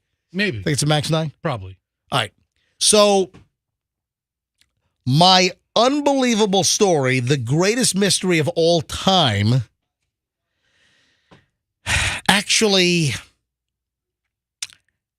has to do with that 737 Max 9, Really? that Alaska Airlines plane where that door plug blew out at 16,000 feet. And this is the greatest mystery of all time. How is it that when we drop a phone from our hip level and it hits the ground and the screen freaking cracks or you dent the whole freaking corner of your phone? I use a case, but still, I've dropped the phone and it hit just right. Even with my case, I've cracked screens. How is it that we could drop a phone from 3 feet off the ground and it breaks, it cracks? But an iPhone got sucked out of that Boeing 737 at 16,000 feet up, hits the ground, it's working, and there's no damage. I don't know. How the hell does that happen? It's in perfect condition. It is virtually in perfect condition. It defies physics because when something falls from a higher height, then it picks up speed, and then it's going to have stronger force when it hits. It's got a certain speed. It's you've got terminal velocity. Right, you have terminal velocity. And We can get into the physics if you'd like. I can whip out the J. Robert Oppenheimer chalkboard, and I can do all the equations if you'd like She behind me. obviously would like. Yes, I Yeah. would like. All right. So, I mean, did it hit like a marsh or did it hit like a tree? Like if you hit a tree, maybe it broke its fall? I got to play the audio here. I have audio of a guy that found it. The dude's name is Sean Bates. Bob is the guy that found the door. Bob found the door, Andrew. So we talked about Andrew said, is his name Bob? No. Bob found the door, and we talked about Bob yesterday. Bob is a school teacher in Portland, Oregon, and found the 63-pound door in his backyard that got blown off the side of that Boeing 737 MAX 9. So Bob found the door. He's a science teacher, by the way. So I two found teachers. out. Yeah. So Bob, what? Oh, I'm No. I'm confusing people. No, the guy that found the phone is not. I don't know what that guy does for a living. Bob found the door in his backyard from the aircraft. All right. The phone was found by a guy named Sean Bates. And I believe when he was a youth, You ran a motel? the teachers would say, Master Bates. Oh. Master Bates. All right. Anyway. So, It's a great joke. Sorry. Real The low-hanging Richard fruit. Pryor, the Richard Pryor movie, The Toy. yeah, sorry. 30-year-old reference. Mouse debates. All right, you got to hear this audio. This guy was interviewed by CNN. This dude goes out after he heard the news reports that the FAA was looking for any of the airplane parts, like the door. He goes out for a Sunday walk and finds an iPhone that got sucked out of a passenger's hand. If anybody was in that seat, if anyone was in 26A, the window seat, which 26A and 26B were unoccupied. But if anyone were in those seats and they weren't strapped in, they would have been sucked out of that airplane, gone. You know, we already heard that there was a teenager. I think now they've said it was a 15-year-old kid Yeah, when you said it yesterday. It was original report said it was a young boy. Yeah. But it was a 15-year-old kid, a teenager, sitting in 26C, and apparently he had his shirt sucked off and flew out of the plane. I'm still mystified that, like, the safety cards were still in the seat backs in that row. How do phones and shirts get ripped out of people's hands and the safety cards are still in the seat backs in that row? I don't understand that either. But the phone, listen to this audio. This is Sean Bates, who was walking around and found the iPhone. It fell 16,000 feet. It's working. The screen isn't cracked. It looks fine. We drop a phone from 2 feet up and it breaks. How is that possible? The greatest mystery of all time. The NTSB had asked people to go and report anything that looks like it had been fallen out of the recent Alaska Airlines accident. Thankfully, no one was injured or got sucked out, but they did lose some belongings. They were still looking for the door. And I found a phone sitting on the side of the road that had apparently fallen 16,000 feet. And I was, of course, a little skeptical at first. I was thinking this could just be thrown out of a car. Someone dropped it while they were jogging. But I found it. It was still pretty clean. No scratches on it. Sitting under a bush. And it didn't have a screen lock on it. So I opened it up, and it was in airplane mode with a travel confirmation and baggage claim for Alaska 1282. It had Crazy. it's like you collect your baggage at I think it was going from what, Portland to was it Orange County or something down in Anaheim in California, and he opens up the phone and there was the flight 1282 and the baggage information. So he knew that the phone came out of the freaking airplane. Wow. See, sometimes it's good to. Maybe when I fly, I'm going to start taking my passcode off my phone. No, you lose your plane. You lose it at the airport. But, there were people that were texting goodbyes. Oh, I bet. Of course. There are stories that have come out. People thought this was it. If things are getting sucked out the window, I would imagine so. Do the cell phones have like little mini parachutes that we don't know about that all of a sudden release when they fall that far? That'd be a hell of a feature. Yeah, the iPhone 15 now with the mini parachute. I mean, when you started talking all that physics talk, I'm like, okay, I found Newton's second law, force equals mass times acceleration, but what slows down a falling object is the drag. So what kind of drag does a cell phone have that it's like able to stay intact? It's just absolutely perplexing. Again, we drop a phone from our hip level, it hits the ground and it cracks the screen. Crack the corner. Or the whole if you don't have the case, the whole corner's all dented in. And then this thing falls out of an airplane, gets sucked out at 16,000 feet. Guy finds it, it's fine. It still had 50% battery life. Yeah. What case was on it? Must have been an OtterBox. I mean, if it had an OtterBox, how is this not like the new line of commercials? Well, there is a case. So it looks like there is a black, thin case. It doesn't look like one of those rugged, tactical, like mil-spec cases. It looks like just a regular, like a thin, like cosmetic covering. It looks like there's a thin case. The guy took a picture. And I'll even hold it up to MJTV, but the guy took a picture of the phone, and he's showing the screen with the Alaska Airlines information on the iPhone that got sucked out of the plane. But, folks, that is the greatest mystery of all time, how that could possibly be. The phone is working. There's no damage to the phone. 16,000 feet. Let the conspiracy theories begin. All right, so hold on. It shape-shifted. It was a time-traveling phone. This guy obviously has turned this phone into the authorities. Oh, yeah. So he turned it in, and now I think the NTSB, they've already turned it over to Alaska Airlines to get it back over to the customer, to the passenger. Do you think somebody at the NTSB went through this guy's pictures? What if there's like a couple of junk shots? Yeah, let's go through the camera roll. There you go, pal. Evidence. Hey, you know what? Maybe they probably did go through the camera roll to see if there were any photos or videos taken on board the airplane. Yeah, they kind of take liberties and do whatever they want when they have your stuff. Because when I just traveled recently, I got my bag after it had been checked underneath, and there was a little ticket in there that they said they'd search my bag. And I was so mad. All my vitamin D pills were all over the bag. geez. They just ransacked it like crazy. They take open your pills and look at them? Yes.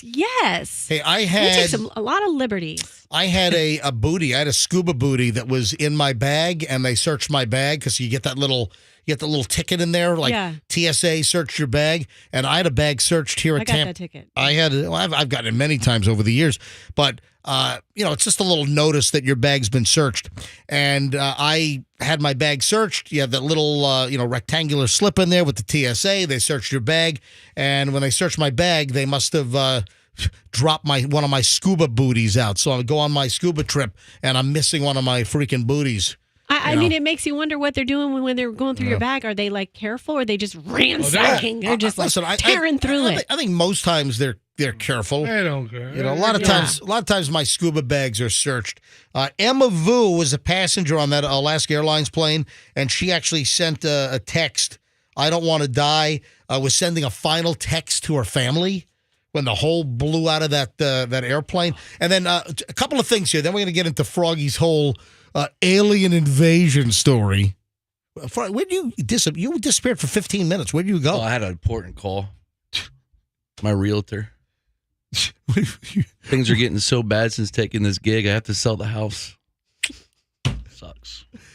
What, you just put a pool in 2 months ago. It's all going. Is your pool done yet? It's all going. Is your pool done?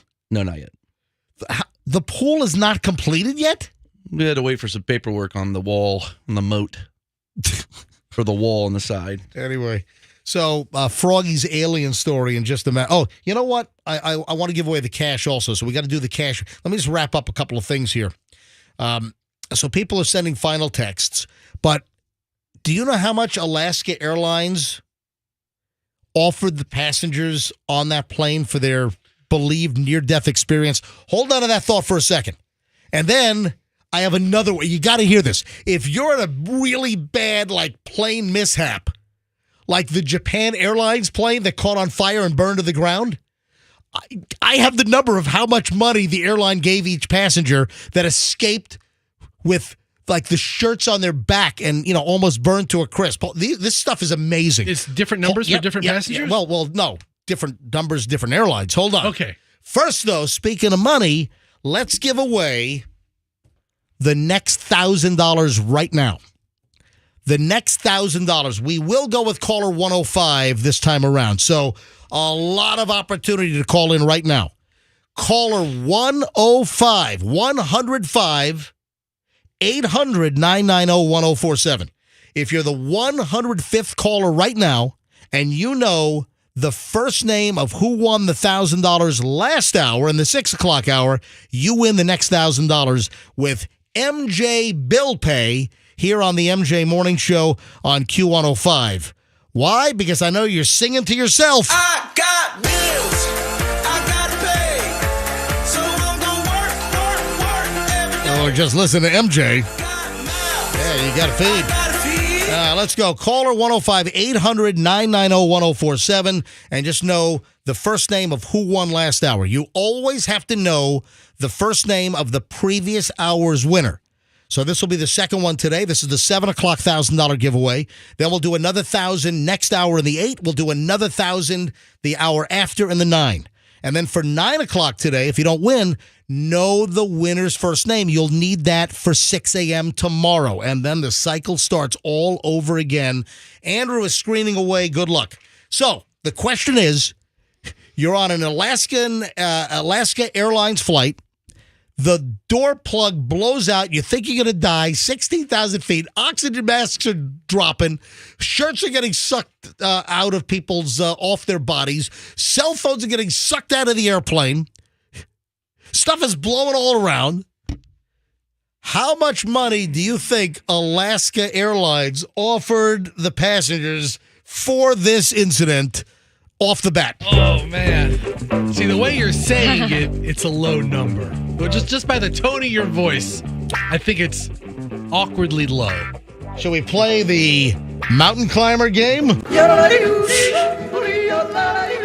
I mean, What do you think, Fester? You go first. did they give him like $100 flight credit? No. Nope, that's not it. All right. Roxanne, how much do you think? You haven't gone over because the guy hasn't crashed off the side of the cliff. I want to say like $4,000. Oh, my God. Such a wide spread. No, but I think that's what they should have gotten. He climbed to the top. He didn't stop. He just crashed right over. What a stupid climber. Yeah, well, didn't make it the first time. Let me jump off the top. I mean, Festa said 100 and you went to $4,000. Yeah, because I gave an answer that I thought would be fair. If I was on that flight, I think I would have liked about $4,000. I'd want $100,000 if I were on that flight. Yeah. But in reality, what did the airline? The question was, what did the airline give them? I think they can also pony up $4,000 for each of those passengers. A couple of things at play here. Alaska Airlines, here's the number.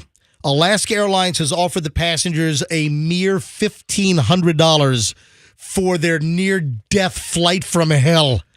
$1,500. Lawyers are saying that they expect lawsuits from passengers who were terrified. They expect emotional distress lawsuits at any time now. In fact, I'm surprised like the first one hasn't dropped yet. But Daniel Lawrence, who's a partner at the Seattle-based Stritt Matter law firm, is also representing Alaska Airlines passengers from the other incident. Passengers that were on the plane where the crazy pilot tried to lunge and shut the engines off. You have passengers that are suing for emotional distress on that. So he's representing some of those folks, and he says that the people on the plane where the side blew out, they clearly would have a claim for emotional distress that was inflicted upon them. But Alaska Airlines is offering passengers right now a mere $1,500 for their issue on Alaska 1282 from Friday night. Here's what's interesting. It is not known whether they refunded their flight as well. So they were offered to be booked on another flight. Did they at least get like double points or something if they were reward members? Yeah. Do you think there were anybody who was on that original Alaska Airlines flight where the pilot who was just in there pulled the brake and this flight? Like he took a couple of months off of flying. He's like, you know what? I'm going to give Alaska Air a second shot. And lo and behold, this is the one where the door gets ripped off. All right, wrapping up this airplane yak here. Then this is also interesting. Listen to this one. The Japan Airlines flight. That was that Airbus 350 that was landing at Haneda in Tokyo, and the wing clipped a Coast Guard plane, a Japanese Coast Guard plane, and turned into a fireball. The whole plane burned to the ground. Everyone miraculously, all 379 people got off that plane. Do you know how much Japan Airlines, JAL, do you know how much they offered? Do you know? I mean, I would think they offered like life-changing money, like $50,000. 100,000 yen. Okay, well, hold on now. I don't know. I don't have my conversion chart handy. $692.88. Get out of here. I swear. 100,000 yen is $692.88 as of last night's currency exchange. So the Japanese, all their belongings, burned. Everyone left everything in the overheads. No, they were instructed, leave everything, get out, leave everything, get out. $692.88. Yeah, that was consolation money, and then another $692.88 for lost baggage. Come on, if you have a laptop computer, $692 doesn't cover that. So almost $1,400 total. Yeah, so $692.88 times 2, for lost baggage, and then $692.88 for consolation money. All right, I got to pick up caller 105 here. You ready to give away $1,000? Yeah. Here we go. MJ Morning Show. Good morning. Good morning. Am I the right caller? Who's this? This is Danny. Danny, where are you calling from, Danny? Riverview, Florida. Well, I've heard of that location. Danny, you are caller 105, Danny. Oh, great.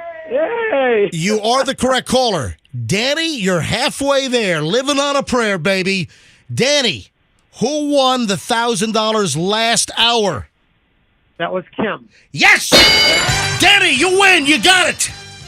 Oh, great. Thank you. Thank you very much. $1,000 in MJ bill pay thanks to the Kemp Law Group. Accident or fall, you call Kemp Law. Danny, who's your cheering section back there? That's my wife, Sherry. Oh, good morning, Sherry. Tell Sherry I say hi. Oh, Sherry's a big listener. She's been listening to you for 100 years. 100 years. 100 years. Well, I appreciate the centuries worth of listening here on the MJ Morning Show. Hey, Danny, what do you do for a living, Danny? I'm retired. Oh, really? And what did you do? I used to work for NSU, Nova Southeastern University. Oh, wow. I was a public safety officer there for 16 years. Oh, wow. That's very nice. Well, Danny, congratulations. You got the $1,000. You're the latest winner, and everyone needs to know your name, Danny, for next hour here on the MJ Morning Show. So, Danny, thank you very much. We appreciate you listening. $1,000 is all yours. Thank you, Sherry, your wife, for listening. I'm going to put you on hold, and Fester's going to pick up. And now we got to talk about the controversy. I'm sorry. I'm not going to pick up. I'm sorry. I got to talk to Fester about a controversy. Andrew's going to pick up and get all your information. All right, Danny? All right. Thank you again. Yes. Thank you, Danny. Hold on. There we go.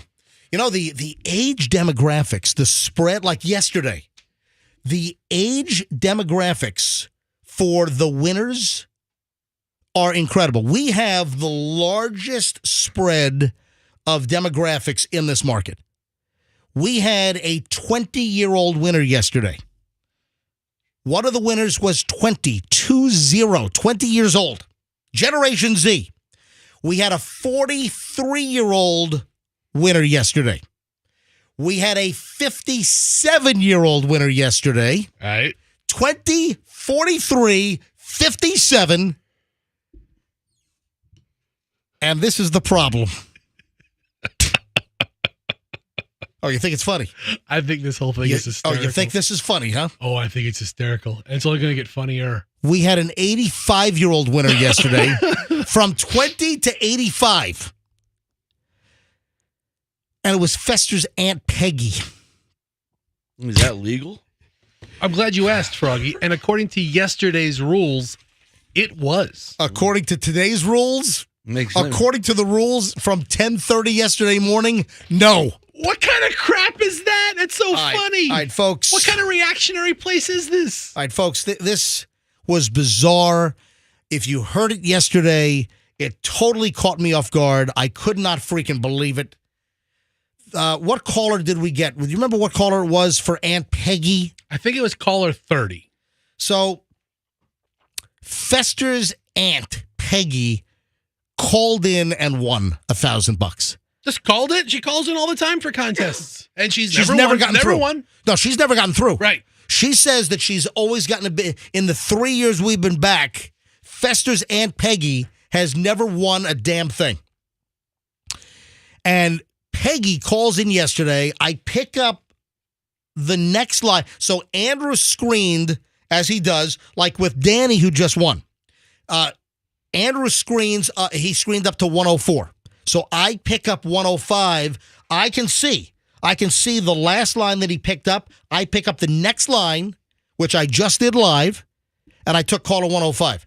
Did the same thing yesterday, and this woman wins, and she's excited. And then I can tell something's going on with Fester, and then Fester's like, should we tell him? Should we tell him? Should we tell him? Okay, first of He's all boisterous. First of all, I shot my big mouth off. I guess in complete hindsight, I should have lied because apparently this company wants a bunch of liars. No, I mean, I should have lied and said by nothing. omission. I mean, MJ, first of all, I was excited. It wasn't well, my hand. folks, But you got what's full. the issue here? You got full transparency, full disclosure. I mean, it just shows that we're picking up random lines here. We're taking. You know, people have heard. Oh, do they really take caller 9? Do they really take caller? Yes. I can't speak for everyone else. Andrew we counts do down every one of them. every single one, and then MJ picks the winner. I just pick the line, I pick it up live on the air, and it's Fester's freaking aunt, 85 years old, won the $1,000. She might not even be alive to pick up her check. Fingers crossed. I mean, who's in her will? I mean, don't buy green bananas. That's So all this is the nuttiest thing. And we looked at the rules because I'm asking live on the air, can she even win? So Andrew quickly goes to the rules on our website, and it says that brothers, sisters, immediate family, siblings, grandmothers, grandfathers, like our relatives of that nature can't win.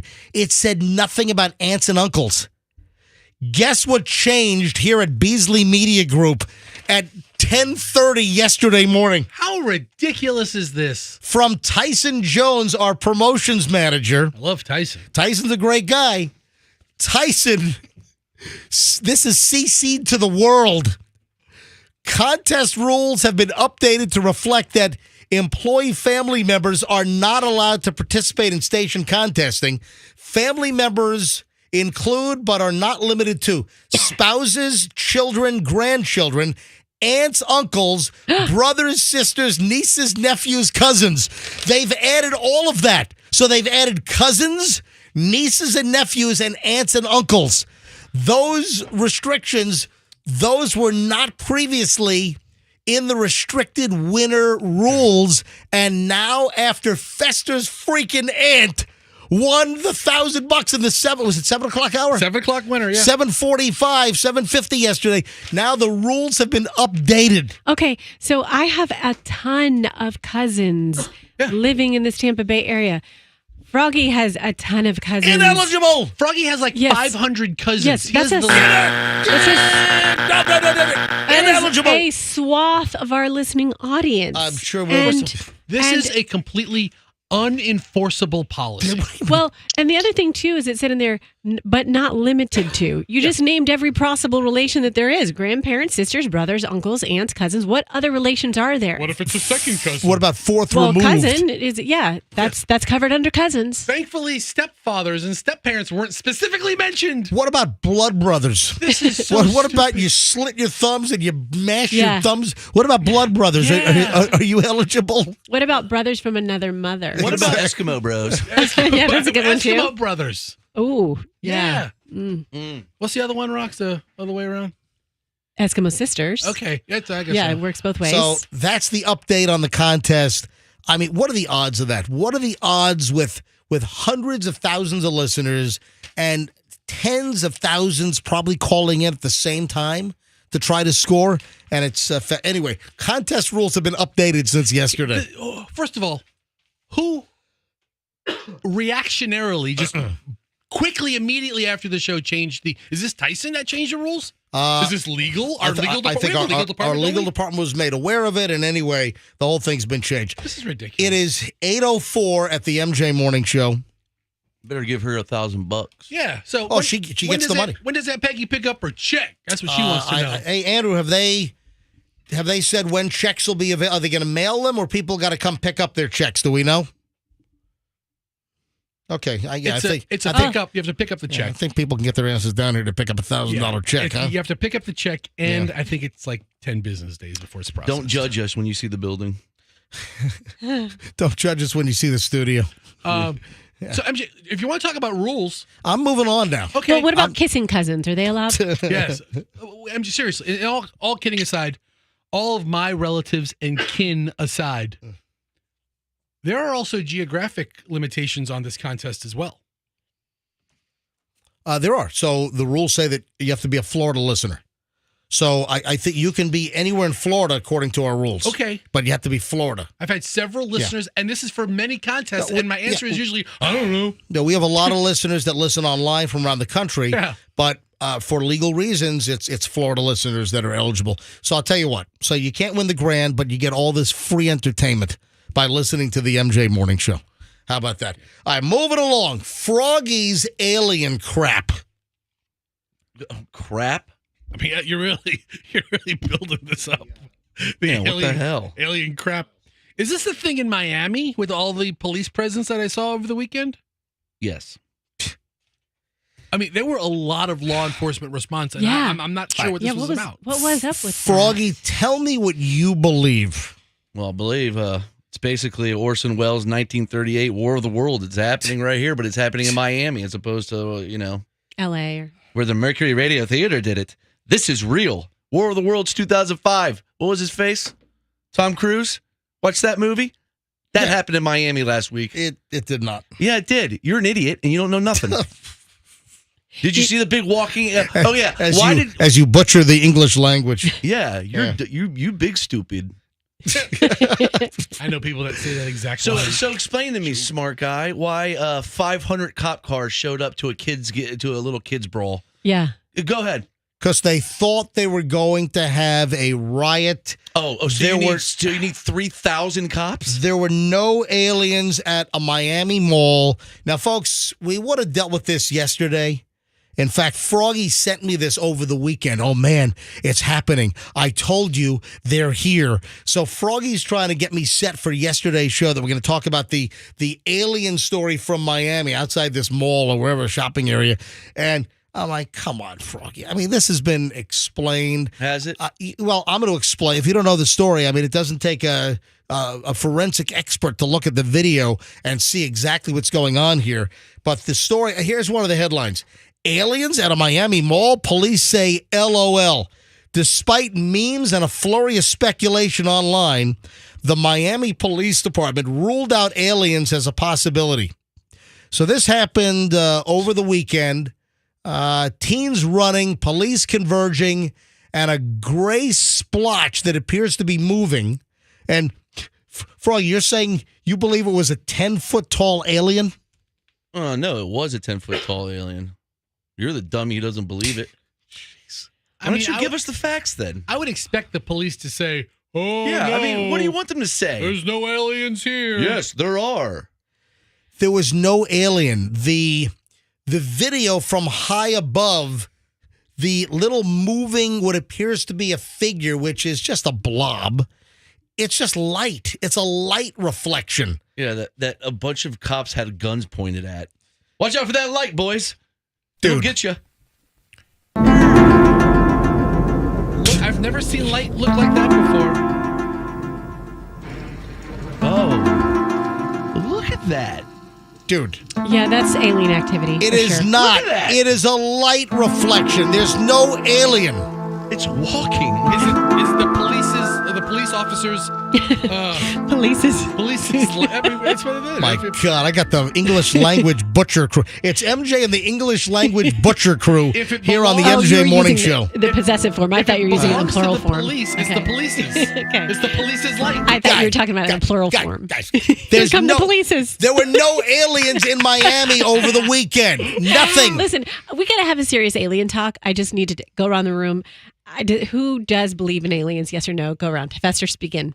I believe that we cannot be alone in this massive Froggy. thing. Of course, we know yes. As you know, yes. MJ. I agree with Fester. There are just too many billions and billions of stars, or like our sun, with planets in billions of different solar systems. The numbers suggest there has to be life out there. Probably life that's more intelligent than us. Probably life that is not as one contradicting ass. You just said it was fake, and now you're saying there's aliens? What are you, drunk? Will you listen to me, dude? Is this every... Put down your joint and listen to me for a second. It's the only way I can deal with your ass. Right. Don't put it down, pass. I do believe there has to be life in the universe with billions of stars and planets and solar systems. Yes, there has to be life out there. Do I think that there is alien life on planet Earth right now? No, I don't. Why not? Because I don't believe it. Why? And there were no aliens walking around the front of a mall in Miami over the... Andrew, do you have the video posted? Okay, if you go to our website, if you go to mjmorningshow.com, go to our website, mjmorningshow.com, and then click on, near the top, you'll see As Heard on the MJ Morning Show. Click on that, and then the link will go to the news report that shows this video from up above, all the cop cars Many stories below are on the ground, and then people are saying, oh, look at this shadow. Look at this little light. It's like a reflection that's just kind of moving back and forth. It's not an alien. There was no 10-foot tall giant alien in front of this mall in Miami. I want you to listen to this audio bite. This is from CBS Miami as the anchors are dealing with this. Froggy, why don't you do me a favor? Yeah. Take the ganja out of your ears and listen to this, Wow, okay? you are one. It's not in his All right, ears. listen to this. It's my lungs. Okay, and now to our number one trending story on CBSMiami.com. It involves talk of alien sightings at Bayside Marketplace. On New Year's Day, there was a massive police response in downtown Miami. More than 50 young people armed with sticks began fighting. Police say juveniles were also setting off fireworks, causing chaos. All right, so it was even earlier. I thought it was last weekend. It was earlier than that. Am I the only one that thought that CBS Miami reporter sounded like she was in high school and just learned how to read? All right, maybe so. All right, listen. So now people are posting online saying that police weren't there to handle a group of rowdy teens, but rather 8 to 10 feet tall, shadowy aliens. Conspiracy theories are saying a big creature could be seen standing in front of the entrance to the shopping area. No, it is a light reflection on the video. No aliens. So just because this anchorman tells us there weren't any, we're supposed to believe him? All right, come Okay. on. Oh, he's the authority. MJ's a follower. He's a rube. Oh yeah, I'm a follower and a rube. Yeah, He doesn't know the real story. I followed my whole life. Yes, you did. Okay. Yeah, my following days are over. Now I'm just going to follow through. You know, my dad once said. Oh God. My dad once said that, son, life is either cherry red or midnight blue. All right, go ahead, Rox. Okay, so what would you think if I told you that I have a theory as By to the way, why... Yeah, that's a song of some kind. Lou Graham and Midnight Blue. Yeah. It's a great song. You know how they caught that one alien at Area 51 that captured the alien and it died and they're, Yes. okay. Yes, this is a factual story. I mean, I don't know if I believe it or not, but so I you know, think you think 1947 Roswell was really aliens? If you interview some certain subjects that cared for that alien that died in the possession of the U.S. government, then you would believe it. I don't know if it's true or not. It's not true. What if? But you have to ask yourself, why do they keep all this alien stuff so secret, protected from us? Well, if there's no alien stuff to protect, then what? If aliens have human DNA? Maybe that's why the government doesn't want this to get out, because then does that change how we feel about aliens? And then did they come from us or did we come from them? It's just very... Are you bonging it up with Froggy in the parking lot? Come on. All right, let me play the rest of this news report. Today, the phrases Miami Mall and aliens of Miami have been among the top 10 searches on Twitter's trending tab. Twitter, of course, now called X. And Google News even has several reports questioning the event. So we reached out to the Miami Police Department. They issued a statement saying in part, quote, there were no aliens, UFOs, or ETs. No airports were closed, no power outages. Facepalm emoji was included in the statement. And to read up on the story that has gone viral, just head to our website. Anyway, so listen. The news is telling me this, so I must believe it. I watched the video. It looks like it was shot from high above. Is that so some of the video is from a chopper shot. Put the original video on, Fester. Put the original video on where the thing is moving back and forth. Put that. It's a light reflection. It is not a 10-foot tall Whitley Strieber looking majestic alien. All right. The fact that the police department used a facepalm emoji is evidence to me of deflection and distraction. Keep on living in your ignorance is bliss life. You guys are unbelievable. Go ahead. Roxanne, it sounds like you're whispering all of a sudden these days. Today, I am whispering because I don't have a lot of lung capacity because I only slept for about 4 hours. You got to project so the... Well, you've got to clean your ears out. I got the encoding's got to be hit nicely. You got to project a little harder. Your lack of sleep affects your lung capacity? Absolutely. Yeah, it does. Really? Mm-hmm. You're fascinating. You are. Froggy, no aliens. I'm moving on from this. You believe what you will. You want to take calls on this? It's your show, All brother. right, fine. I tell you what, all right, folks, do you... It's your show, brother. I mean, I don't know. Folks, do you believe that there were aliens in Miami? It's freaking light. It's a blurry video. Why are and they it's pointing guns at it? Is it... Well, explain that. Show me where they're pointing. They All had the a... cars are like surrounding the Yeah, light. they're surrounding the light. What is it? The second coming of Jesus? What's happening? Dude, it's like this. It's a light reflection. It is not an alien creature. All right, let's go to phones on this. This is not the $1,000. We'll give away another grand later this hour. Folks, are you aware of the alleged 10-foot alien in Miami? 800-990-1047. What side are you on? Are you on the side of rational MJ or delusional Froggy? Other people in the room believe it. Right? 800-990-1047. Let's go to phones on this right now. Phones are all ringing. Yeah, we're delusional. Probably thinking we're giving away the grand. No, this is alien lines right now. 800-990-1047. Froggy, it is not real. Yeah. Froggy's sending me texts over the weekend. I told you they're here. You said it's happening. Yeah, it's happening. It's now. It's not happening. All right. 800-990-1047. 800-990-1047. To the alien phones. Sheila in St. Pete. Hi. Hey, Sheila, welcome to the MJ Morning Show. Hi. Hi. Okay. Project Blue Book. What? Yeah, Operation or Project Blue Book. I'm aware of it. It was back during like the 1970s. Oh. Yeah. Well, no, it's actually earlier. Was I it the believe. 70s? Well, Operation Blue Book? I thought it was like maybe 60s, 70s. Yeah, you said 70s. It was the 60s. Yeah, not 70s. I can tell you that. No, I think it was also on in the 70s. Hang on, let me look it up. Operation Project or Project Blue. Project Blue. It was like a U.S. Air Force thing, right?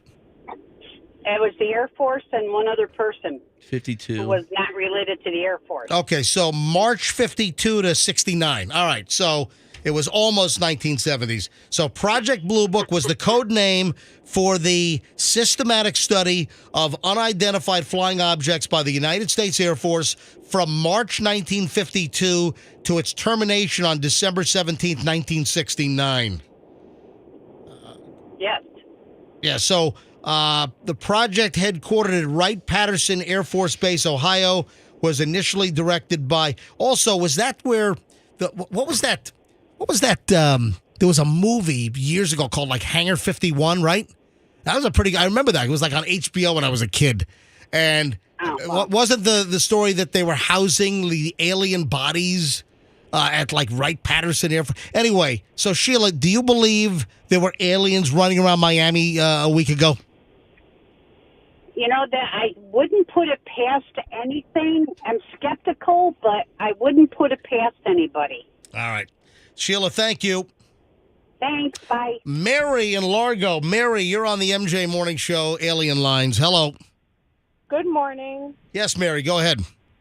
I haven't heard anything about any of this, but I definitely don't believe that there was any aliens in Miami other than the illegal aliens Joe Biden bled in. Thanks. All right. Thanks. Good one. Okay. Thanks, Mary. Okay. Dave is in Spring Hill. Dave, you're on the MJ Morning Show. Hi. Good morning, guys. Good morning, Faster. Hey, listen. What about Froggy and Roxanne? Hold on a sec. Go ahead. You okay there, Chief? How come you any of the people you see no? Hold on. He's got a bad cell line.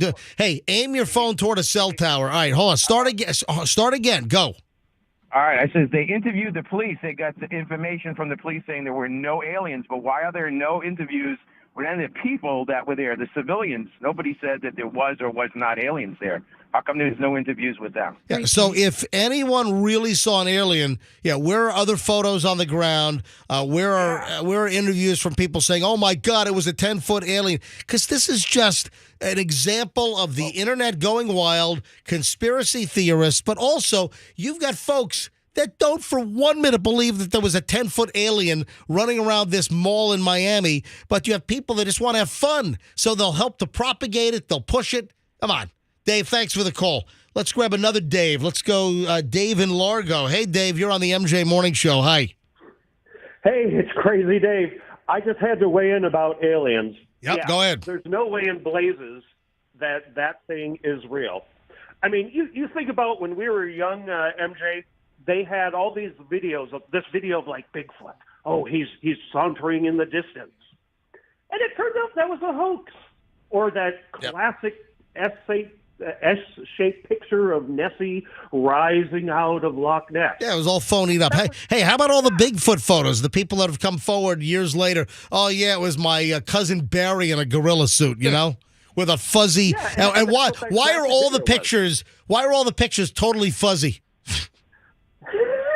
Of course, that's all they got. You know, when your evidence is something that a picture of two guys drinking in their front lawn and they saw it, they swear by it. But that's all they got.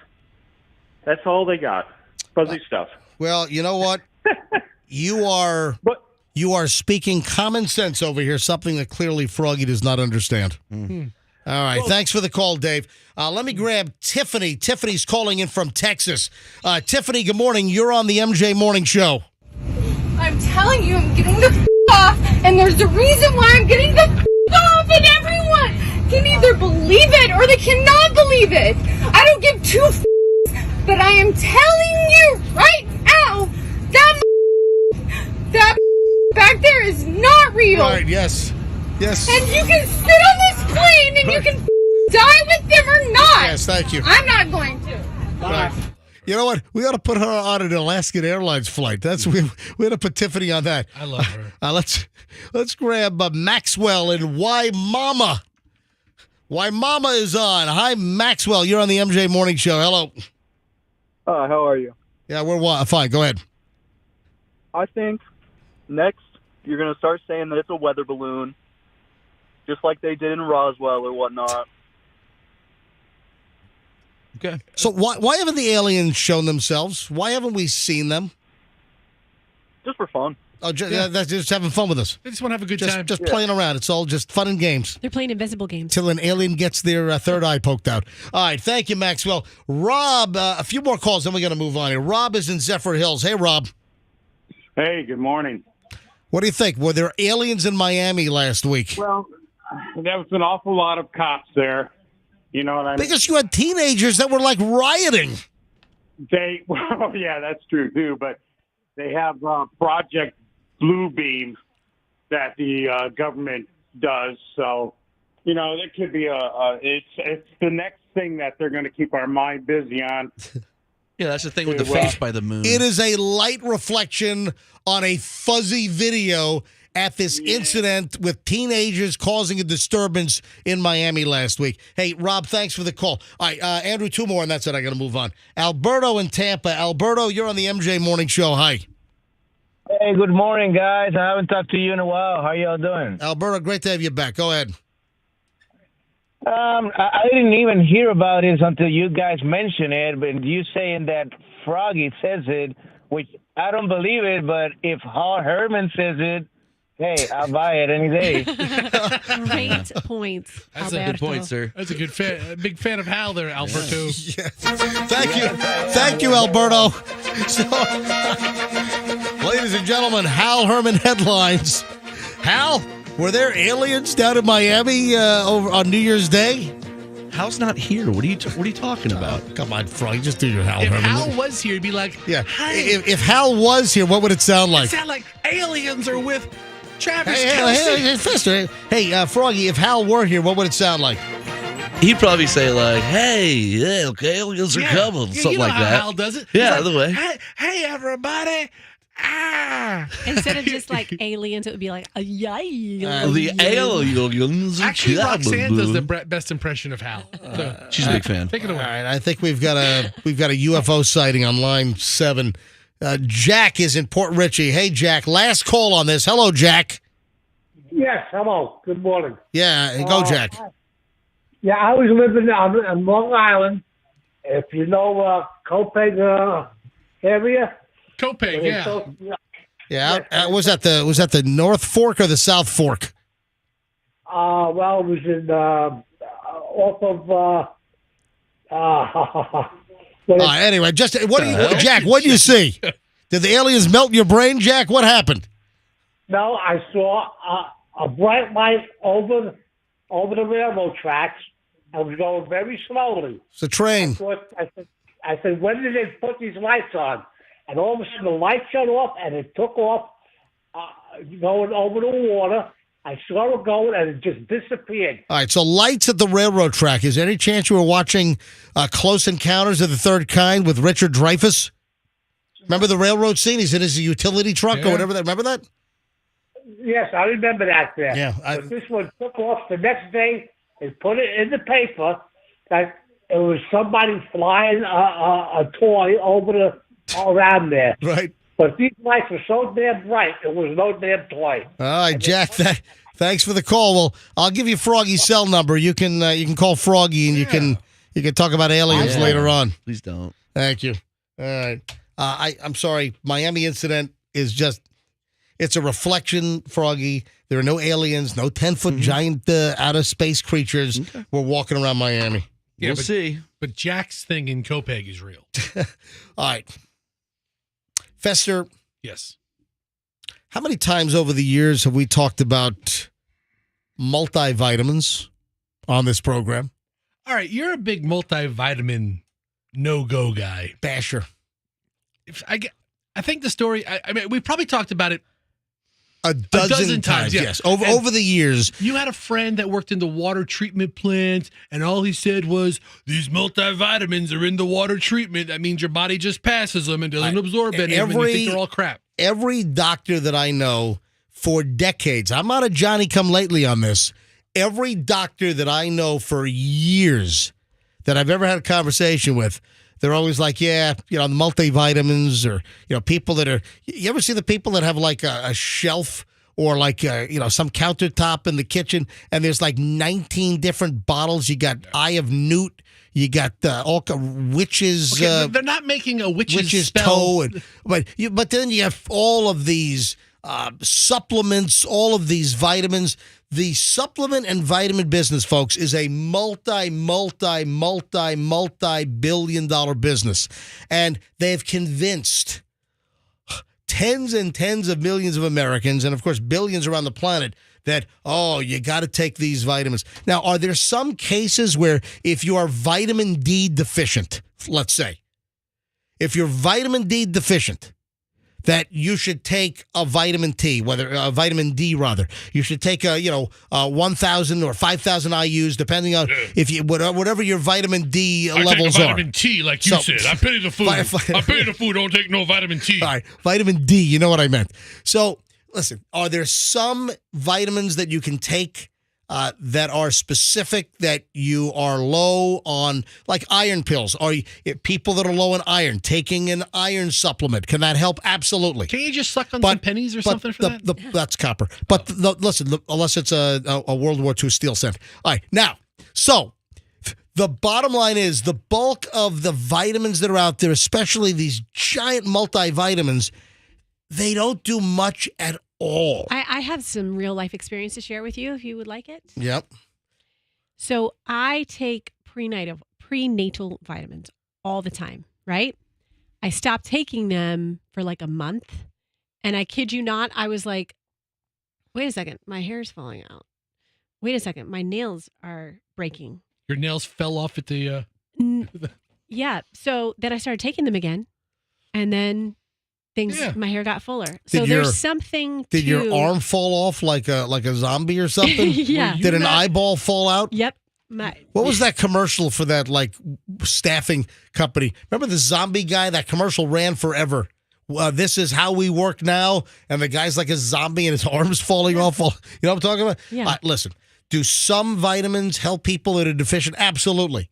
But the bulk of the supplements that people take, they're just spending their money and they're getting no benefit. And the reason why I'm bringing this up is here's another story about don't waste your money on multivitamins, even if your diet is not super healthy. And This is from Study Finds. This is that Study Finds website. They have all kinds of stuff. This is a story that just got published. About half of U.S. adults take a daily multivitamin. If you find that you're one of them, it might be time to reconsider the old habit. There is solid evidence to support that they are largely useless, so most of the hype is just really good marketing. That's the deal.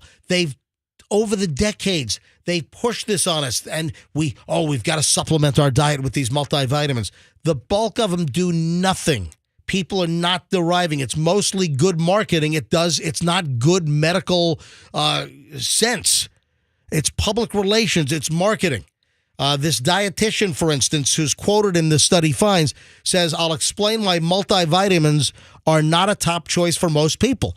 Most people see the word multi and multivitamin and just assume that the supplement has everything they need without knowing what it actually provides. The reality is there is no clear-cut way to define a multivitamin, as nutrient amounts vary depending on the product. They can come in the form of pills, gummies, powders, or even liquids. Most products say take one multivitamin per day, but always read the label. Generally speaking, multivitamins provide most of the essential vitamins and minerals we need on a daily basis. However, people could obtain these nutrients through food. So even like normal, regular diets, nothing crazy, you're getting what you need. If you're deficient in a certain thing, you take a specific vitamin, like a vitamin D, which I have in the past as well. Andrew takes a vitamin D.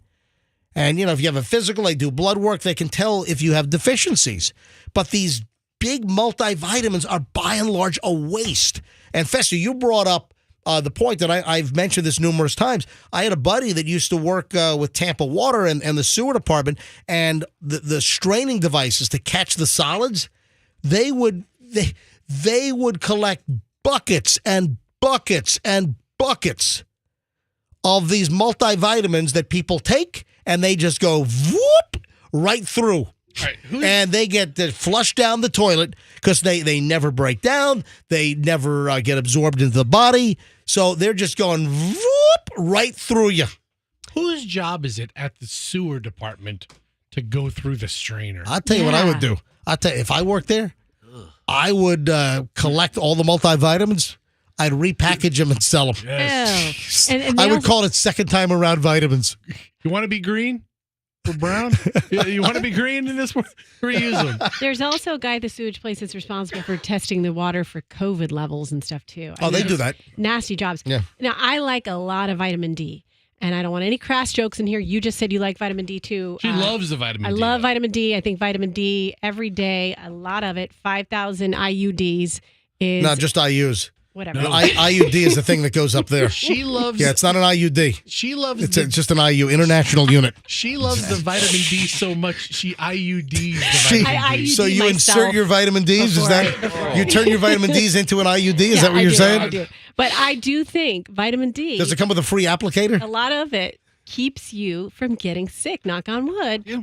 When have you known me to be sick? I mean, I've called in sick before, but that doesn't necessarily mean I've been sick. Obviously, a lot of people derive vitamin D through sunshine, but if you don't have a lot of sun exposure, I don't typically have a lot of sun exposure, so I take, full disclosure, Andrew, I take a vitamin D as well, because my vitamin D levels were low. My last blood work showed that they were fine. In fact, my doctor had me back off. I was taking 5,000 IUs, international units of vitamin D. I was taking it every day, and then my doctor backed me off to just weekdays, so I don't take them on the weekends. No, you're consuming too much of that D there, Todd. Multivitamins, nope. Jeez. For the most part, the multivitamins are a waste of money. They don't get absorbed. Oh, my God, look at all this D. Who do you think you are, Roxanne? Loving that D. You know what else keeps you really healthy? Eating nuts. You know what the crazy thing is? That's true, Fester. I'm giving out legitimate medical advice. That is true. Listen, just eat nuts. Between a vitamin D supplement and eating nuts, you're the healthiest person on the block. So let me tell you, Doug's father, I told you he drinks like 2 full pots of coffee a day. Yep. He chain smokes. Yep. And I mean, he is living his best life, and we attribute it to all almonds, cashews, all that stuff. And All the I nuts? load him up at Christmas time. There you go. Like, Grandpa, we want you nice and healthy. Here you go. How- so Give me my smokes and shut up, Rox. The bottom line here is multivitamins offer just jam a bunch of nutrients that you don't really need, even if you only eat a semi-healthy diet. Relying on these supplements in order to excuse an unhealthy diet is also not the best idea. One of the most efficient ways to ensure you keep your vitamin and mineral level supply is to eat a versatile diet that you can sustain long term.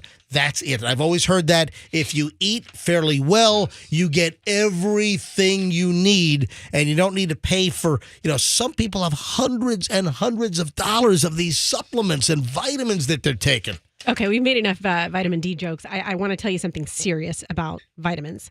I am about to get my blood work done. I am so excited because the truth of the matter is they being the vitamin industry, sells you on all these antioxidants you might need. Oh, take magnesium, take vitamin D, take this, take that, take this. When you get this specific blood work done, you can tell that your body may or may not even care or respond to some of these, quote, antioxidants or supplements that are supposed to be good for you. So we're all individualistic. We're all like, we need customized vitamin plans is really what we need. Most people don't need any vitamin plans. If you're deficient, then you can take some iron. If you're deficient, you take a vitamin D. It's the whole multivitamin thing is a gigantic multi-billion-dollar racket. That's the bottom line. You can just and most people need no vitamin supplements, nothing whatsoever at all. You can kiss that GNC endorsement. Yeah. Oh, goodbye. my God. Gone. Vitamin Shop, they were about to drop $500,000 on this stage. Gone. You know, Ron, we really want MJ to promote our new multivitamin. Froggy would love to do a Vitamin Shop endorsement, though.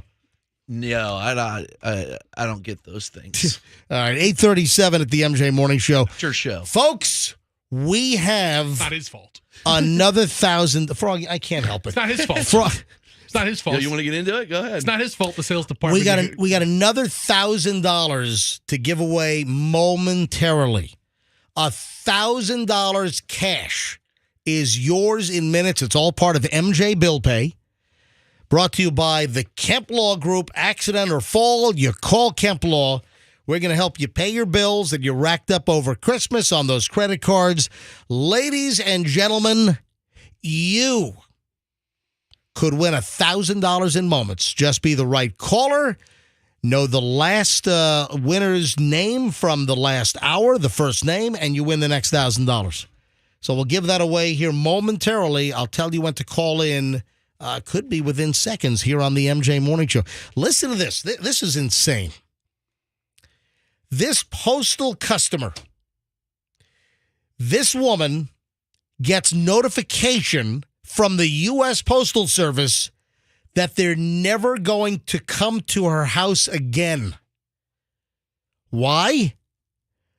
The USPS claims that a postal worker got bitten by a dog at her house, and she is on the no deliver list because of a dangerous postal worker attacking dog. Wow. You know, this exists. There are no delivery addresses. You know, a long time ago, we talked about the stickers. Around the country, there are programs. I don't know if they have it here in Tampa Bay. We talked about this a while ago, but there are like warning stickers that postal workers put on mailboxes. And I want to say that there's a warning sticker that can be put on like the mailbox before your house. If you've got a bad dog and you got a nasty dog, there's even like a warning sticker that they put on the mailbox before yours, warning you, the postal worker, that the next house has a bad dog. There's like this whole sticker warning system that's in effect with the U.S. Postal Service around the country. It's not everywhere, but a lot of cities have it. So listen to this. This woman gets notified that one of our postal workers was attacked by a dog at your house. You're now on the list. We're not delivering to your house anymore. There's a problem here. Emily the first name of the woman doesn't have a dog. Can you imagine trying to weave through this governmental bureaucracy? To try to, can you imagine? And apparently they're not backing off. This woman is doing everything. I don't have a dog. I don't have a dog. My dog did not bite your postal worker because I don't have a dog.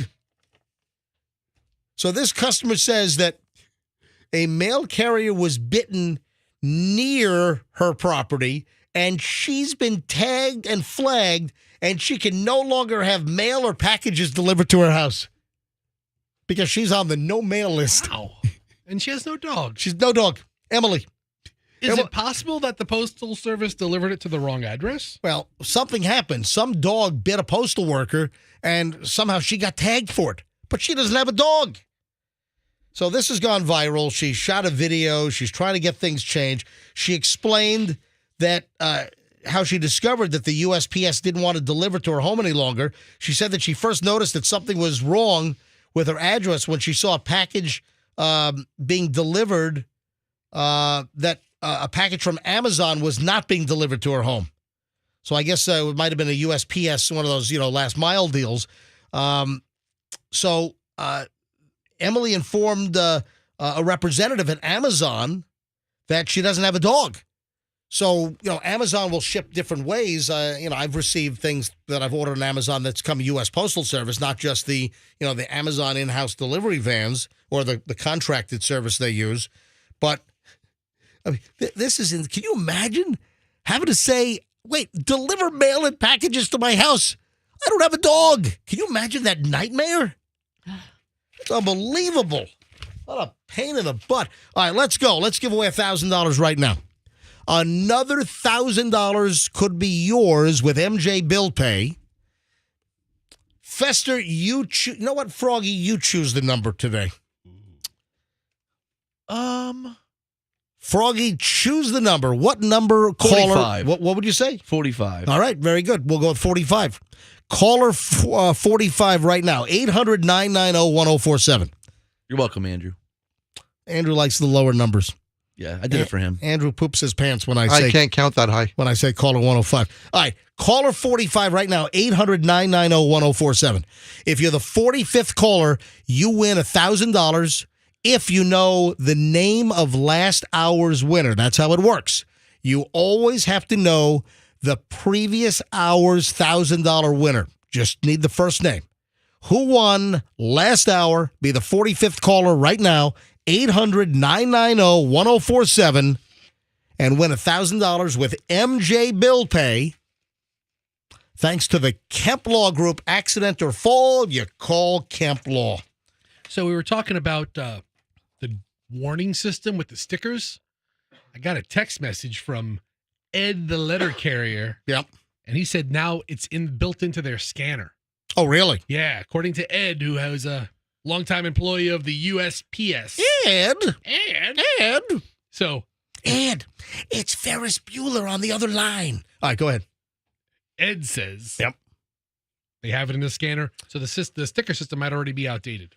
Yeah, but the sticker system's still out there in certain parts of the country, and I think they had like an orange paw sticker and then a yellow paw sticker, and one is like, this is the house, and then the other one of the colors is the warning, the next house has a bad dog potentially, that kind of deal. Simple as that.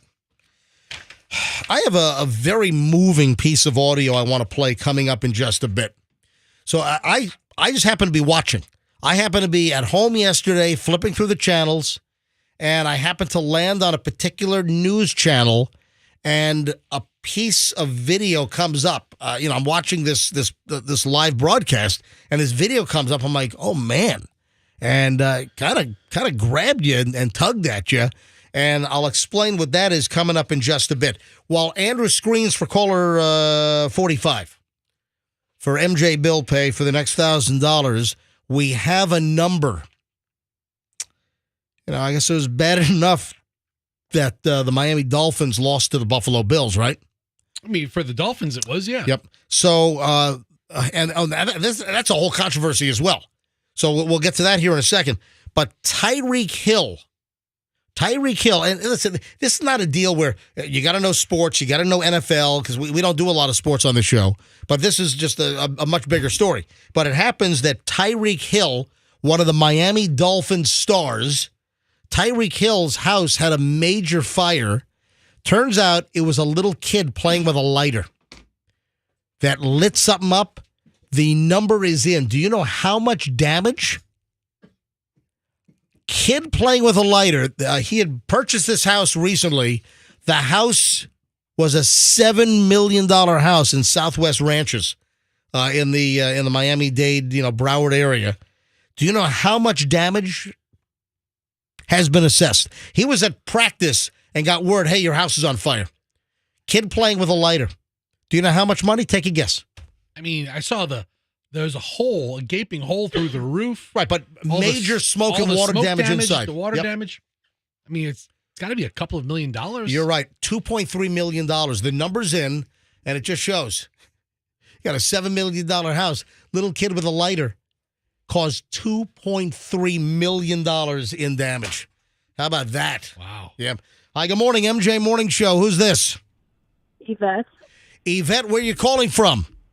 Newport Richie. Yvette, why are you calling the MJ Morning Show right now? To win $1,000. Yeah, that'd be nice, wouldn't it? It would be. Yvette, you're caller 45. Okay. Yvette, take a deep breath. Don't pass out on me. Oh, my God. Yvette, what was the first name of last hour's winner? Danny. Did you say Danny? Yes, Danny. That is correct. Oh, my goodness, yes! You got $1,000! Oh, my goodness, thank you. $1,000! I got bills. You got it. $1,000 is yours from the MJ Morning Show and the Kemp Law Group. Thank you. Oh, my goodness, thank you. I'm guessing this $1,000 will really come in handy, get you out of a couple of jams.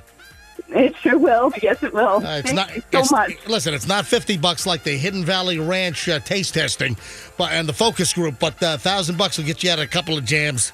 All right, Yvette, man, sounds like you're hyperventilating. Oh, my goodness. I've never won anything. I didn't believe I could win. Oh. Well, you gotta believe, Yvette. Believe. Yes. Yvette, thank you. You got it. $1,000 is yours from the MJ Morning Show on Q105. I'm going to put you on hold. All the time. Well, thank you, Yvette. Thank you. I'm going to put you on hold. Andrew's going to get all your information, and congratulations on the $1,000. Awesome. Thank you so much. You bet. Look at that. That was line 3. Line 3 was caller 45. Look at that. So you need to know the name Yvette. Yvette just won. We're going to give away another $1,000 next hour. So be the right caller next hour, know who just won, and you win the next $1,000. And if you don't win next hour, make sure that you know the winner's name next hour, because then you get to call in tomorrow morning at 6 a.m. when it starts all over again. When we get back, ladies and gentlemen, well, of course, 9 o'clock hour is coming up, so we have another $1,000 to give away. There is a rare and coveted job opening, folks. What is the job? How do you apply? And what is my connection to this amazing job? Hey, you might want to just drop everything and apply for this job. Is it my position? Hang on a sec. It's coming up in just a bit. And then also this very moving video, this moving piece of audio that I want to play that I stumbled across while just flipping through the channels yesterday. I mean, at the exact time, it was like I was meant to see this. And I want to share this audio with you because I think it's a very important message. So that's on the way and a whole lot more. I can't even scratch. I have so much crap to cram into the final hour here on the MJ Morning Show, and it is all next here on Q105. Stand by. Ladies and gentlemen, I'm going to tell you right now, if you are looking for a Ford car or truck, Veterans Ford is going to give you a deal that no one else.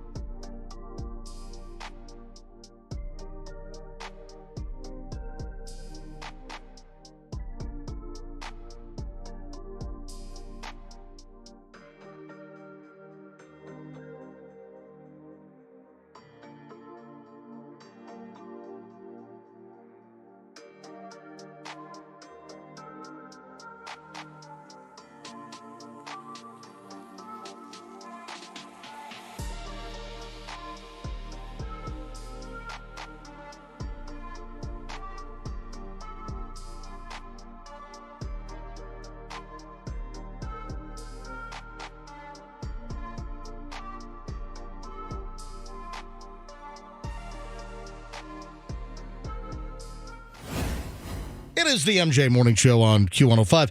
MJ and the crew, 9:02. We're in the 9 o'clock hour.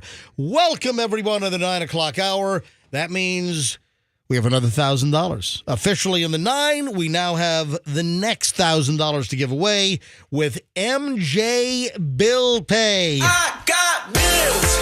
I got to pay. So I'm going to work every day. Or just listen to MJ. Sometime this hour, we'll tell you when to call in. Be the right number caller, and you will win $1,000 if you know the previous winner's first name. That's how it works. Like our old tablet tag, you always have to know the first name of the last winner and be the correct caller. Thanks to the Kemp Law Group, another $1,000 is on the way. That'll be $4 more $1,000. So $8,000 has been given away. Or will be given away in just 2 days. So another $4,000 tomorrow, another $4,000 because it's every hour, every day during the morning show, all week long. It's a total of $20,000 right here. Roxanne, you, like a school student, are raising your hand. And yes, Roxanne. Are you mocking me as a school student? Because we also need to try not to talk over each other. This is how I get your attention. We talk over each other all the time. You're raising your hand, and I'm from the head of the class. I'm calling on you. So this is what's on my mind right now. So I'm probably not alone getting different messages from different school boards and whatnot. Yep. Good morning, parents. Weather's going to be really bad today. Take necessary safety precautions as needed, such as severe weather is expected at dismissal time. If you plan, we're keeping an eye on all this. What does that mean? They're keeping an eye on that. Are things going to change and all of a sudden the buses are going to take the kids out of school at noon today? Like, in other words, does it feel like the plan is kind of in place for Hillsborough and Pinellas and these places? They can't make a change right now, can they? That wouldn't make sense. The weather is supposed to get bad between like 2 and 5 for the bulk of the Tampa Bay area. I just put in a text to Dennis Phillips to see if we can get Dennis Phillips on live here. But listen, we have a cold front coming through. We've got a cold front coming through. The general trajectory is the worst of the weather is actually supposedly going to be a little north of the immediate Tampa Bay area, more like Pasco, more Hernando into Citrus. That's where the worst of the weather is supposed to be, but the whole area is going to be affected. So you can roughly use a time frame of 2 to 5 p.m. It's a cold front. We're expecting rain.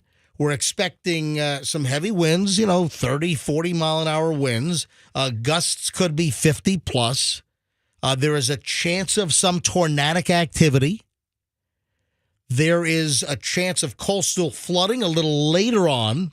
So with the high tides and the 2 cycles that are coming up, there is coastal flooding potential for areas that are prone. You know where you are. You know if you have this problem.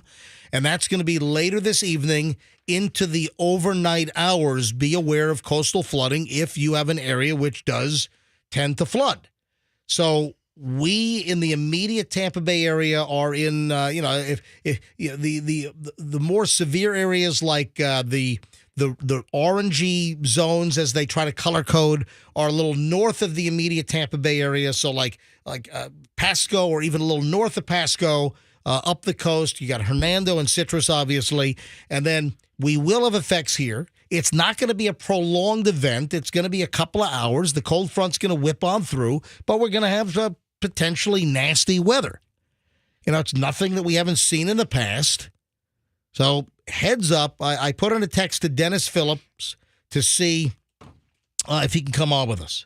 Now let's talk about the conditions in this room. Is it suffocatingly hot in here today, or is it my imagination? It's pretty hot, right? So when the weather is acting up outside, or it's a little cooler outside, I don't think our thermostat knows how to react in here. And I don't think we have any cool air pumping through. There's a lockbox on the thermostat, if you haven't noticed. I mean, but the crazy thing is, you walk down the hallway on the other side of the building. The hallway is like you're walking into that produce room at Costco. You know what I'm talking about? Yes. Seriously, we have a such a mismatch in temperatures in this building. It's awful. Like Elsa just walked by and built a big frozen castle on that I don't side know of if the you building. just saw this last maybe 2 weeks ago, maybe before Christmas, Max, our engineer, put a lockbox on the thermostat here in the studio, like my grandfather did on the refrigerator back when I was a young kid to keep me out of it. And Andrew just walked in and within 3 seconds opened it up and then changed it. What are we doing here? What's going on? I don't know. Yeah, I'm trying to call Dennis Phil. Why is my phone not working? I'm trying to make a call right now. I don't have signal either. I have the SOS. Do you really? Yeah. I wonder what's going on here. Yeah, I'm trying to call Dennis on my cell phone. Hang on a minute. See if he's available. Because Dennis usually wakes up around, because he does the late news. He doesn't get home till after midnight, after the 11 o'clock news. And he's a big Michigan fan, so he was tossing cars and lighting fires till 3 in the morning. Yeah, he was all excited with Michigan. Is that what you're saying? But as far as school-wise, we've gone over all the school issues. What was it? Pasco County, shut her down. Shut her down. Yeah. Shut her down. So Pasco County. So counties further north from Pasco, which might have even greater effects, they still have schools open, albeit maybe closing some schools early. Hernando and Citrus are both shortened days. Pinellas and Hillsborough schools are open. So Pasco closed. Closed. We're sealing the doors. We're sealing the doors with blowtorches like the Chinese police in Wuhan. We're sealing up the doors with blowtorches. We got to batten down the hatches. Right. Now, Hernando County, early dismissal today, 3 hours earlier than usual dismissal time. Citrus County, half-day schedule. And, the other counties, everything appears to be open. All right? You might want to check for extracurricular or after-school activities. In a lot of cases, that might be affected. So, heads up on the weather. All right, where was I? Well, I was headed somewhere. Roxanne raised her hand. So we talked about the weather. We talked about our crappy working conditions. You might want to quit your job and apply for this, folks. What do you got? Once again, the Oscar Mayer Wienermobile is seeking full-time drivers. Oh, man. You know what? And what is my connection to the Oscar Mayer Wienermobile? Whenever this comes up, whenever this is a story, I always have the funny little tale to tell. Didn't a driver of the Oscar Mayer Wienermobile try to stab you? What? Okay, he was stabbed by a driver, but no wiener was involved. Hold on. What are you talking about? That's what I'm trying to remember what the story is. No, in Virginia Beach in 1989, a maniac on meth or PCP stabbed me, stabbed me with an ice pick in an Amoco gas station parking lot. Driving the Oscar Mayer Wienermobile. No, the Oscar Mayer Wienermobile has nothing to do with that. See how rumors get started? What's your Wienermobile? Yeah, story? tell us. So first, though, the Oscar Mayer Wienermobile is looking for drivers. If I love their language here. If you would relish the chance. Oh, stop. If you would catch up with us and I'm gonna arson your. If you use that, I'm gonna arson your Wienermobile. I'm gonna barbecue it. Whoa, no. Hey. I'm kidding. If you must or know, this is a great job. Yeah. So you can apply now through the end of the month. Now through January 31st, you can go onto the Oscar Mayer website and be part of the 37th class of hot doggers that drive the Wienermobiles that drive around the country. This is a great job. 37th class. Yeah, drivers travel, maintain one of the 6 Wienermobiles that are around the country. They drive about 20,000 miles a year. They visit more than 20 states, handing out 250,000 Wiener whistles. I have a couple of Wiener whistles. Yeah. And they are loud. They fit perfect. I mean, fantastic fit. Well, what is my connection to the Oscar Mayer Wienermobile? Well, not directly, but I always love to tell this story that my first cousin, my dad's brother's daughter, went to Penn State. and a sorority mate of my cousin, after college, got a job, took like a gap year, just took a year off, got a job driving the Oscar Mayer Wienermobile. So actually, I don't know whether they applied via the website, but my first cousin's sorority mate got a job driving one of the Oscar Mayer Wienermobiles. And if you remember, I told the story before, she lost control of it and crashed into someone's house, I think in Wisconsin. That's great. Drove through the front of the house or through the garage, just, parked her wiener in somebody's garage. That's so funny. Is that a euphemism? It is. I've used it for years. A couple more words I put in there, but yes. Right there. Look, Fester just found it. Fester just found this story. Is there a date on this? Mount Pleasant, Wisconsin. Yeah. See if you can read full article. Click on right above, right there. Click on that. See if it has a date. It does. 2009. Yeah, 2009. 2009. Hang on. Let me see the headline. Wienermobile crashes into Wisconsin home. One southern Wisconsin homeowner is probably not in love with the Oscar Mayer. Oh, I wish I were an Oscar Mayer. I wish I had an Oscar Mayer wiener smashing through the front of my house. The famed hot dog Wienermobile crashed Friday into the deck and garage of a home in Mount Pleasant, Wisconsin, about 35 miles south of Milwaukee. Police say the driver was trying to turn the Wienermobile around in the driveway and thought she was driving in reverse, but instead went forward and smashed through the front of the home.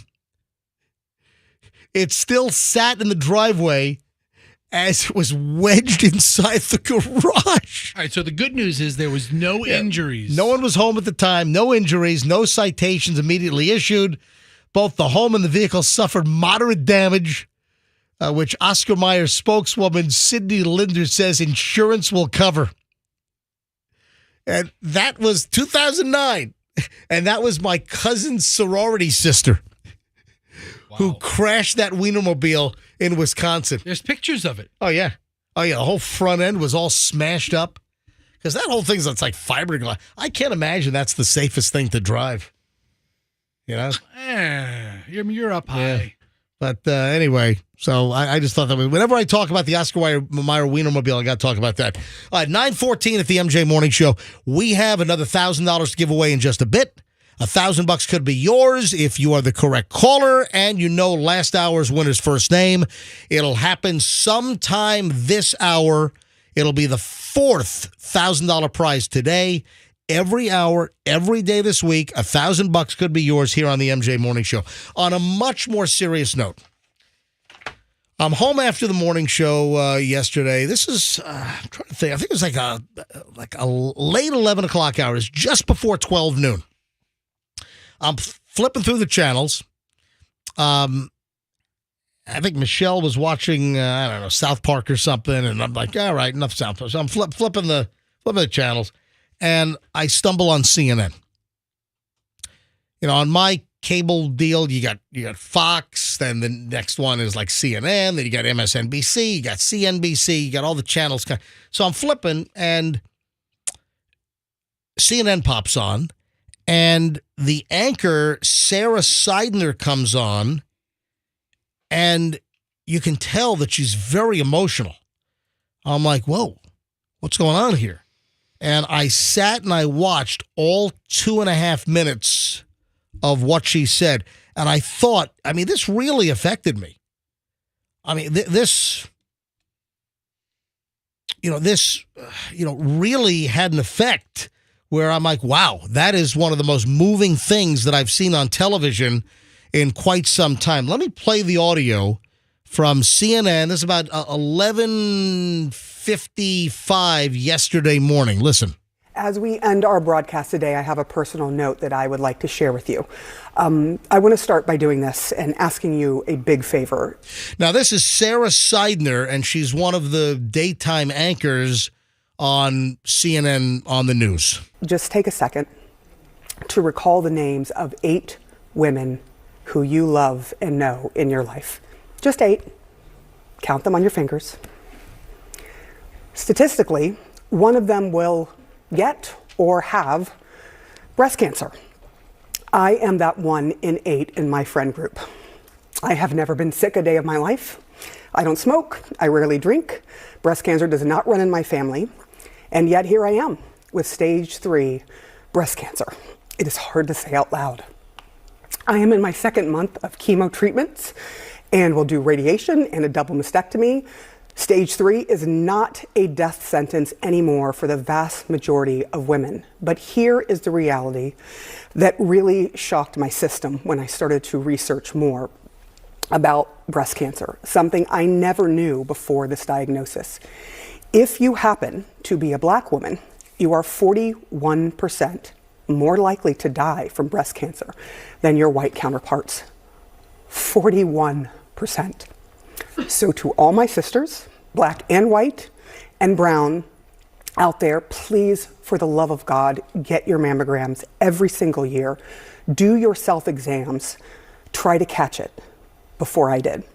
Now, here's something I could never, ever have predicted would happen to me. I have thanked cancer for choosing me. I'm learning that no matter what hell we go through in life, that I am still madly in love with this life. And just being alive feels really different for me now.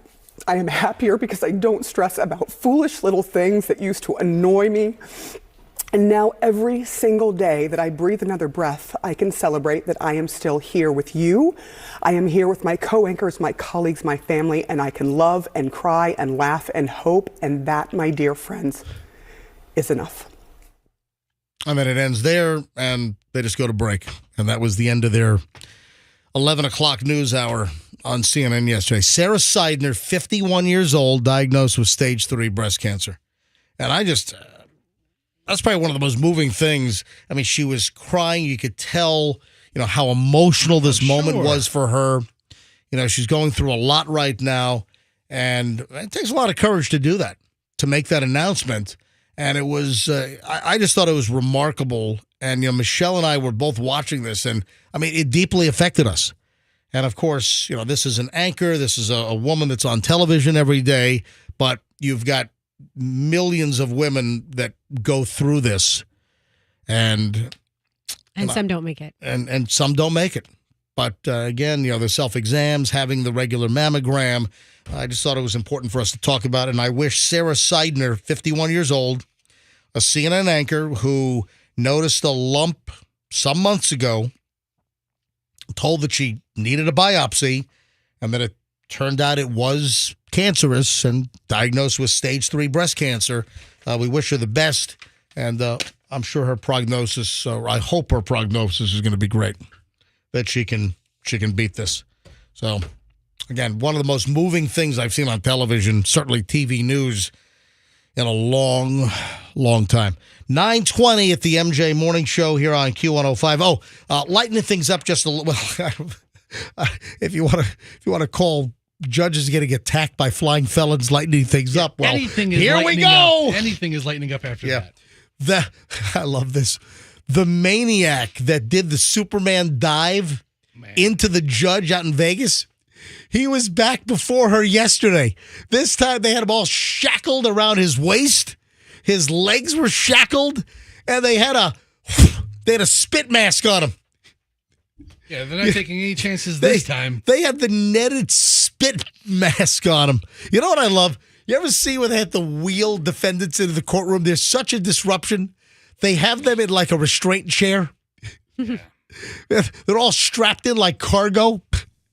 A lot of times they have the spit mask on. So they brought him in. He had a spit mask on. He's all chained and shackled up.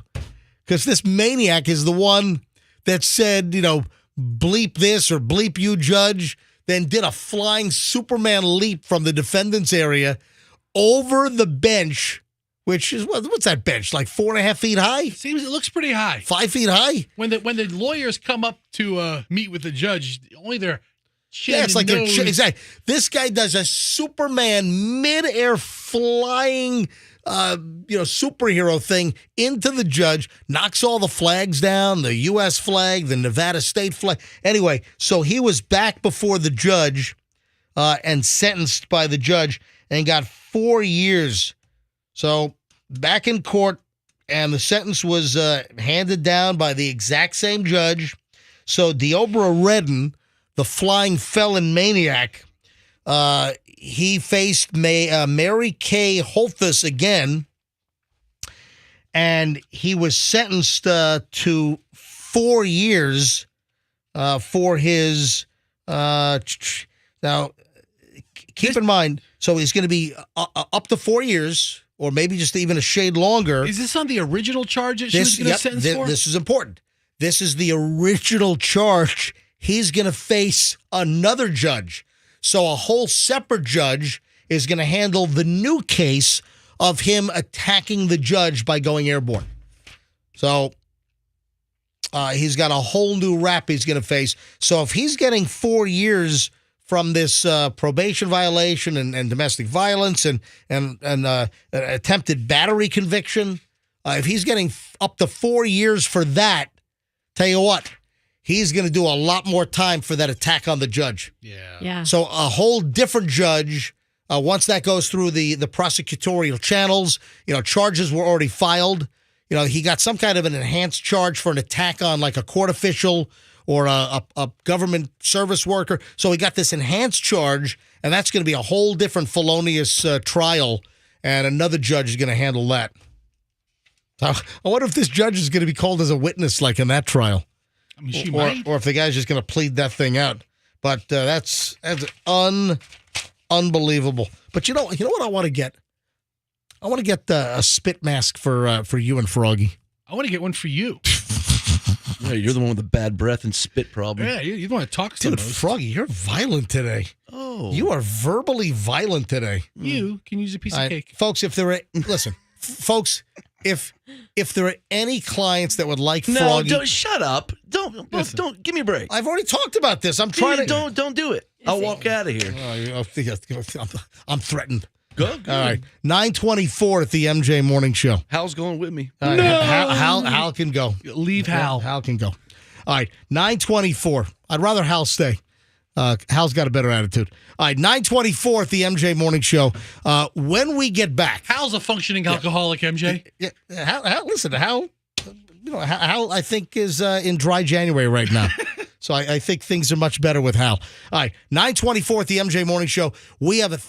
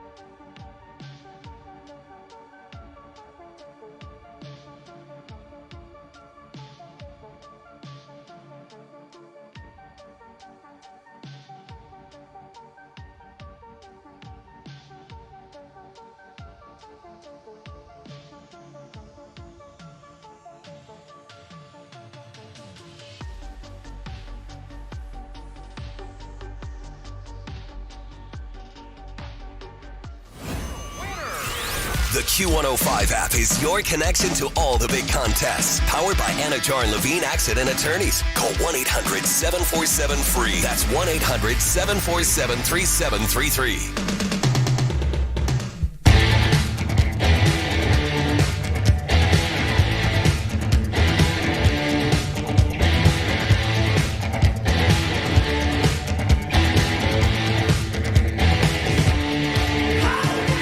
I think one of the biggest questions, one of the most impactful issues on today's show came up earlier in the broadcast, and so important, so worthy of a second mention because of the dynamics of this spectacular mystery, is the fact that we can drop a cell phone from 2 feet up.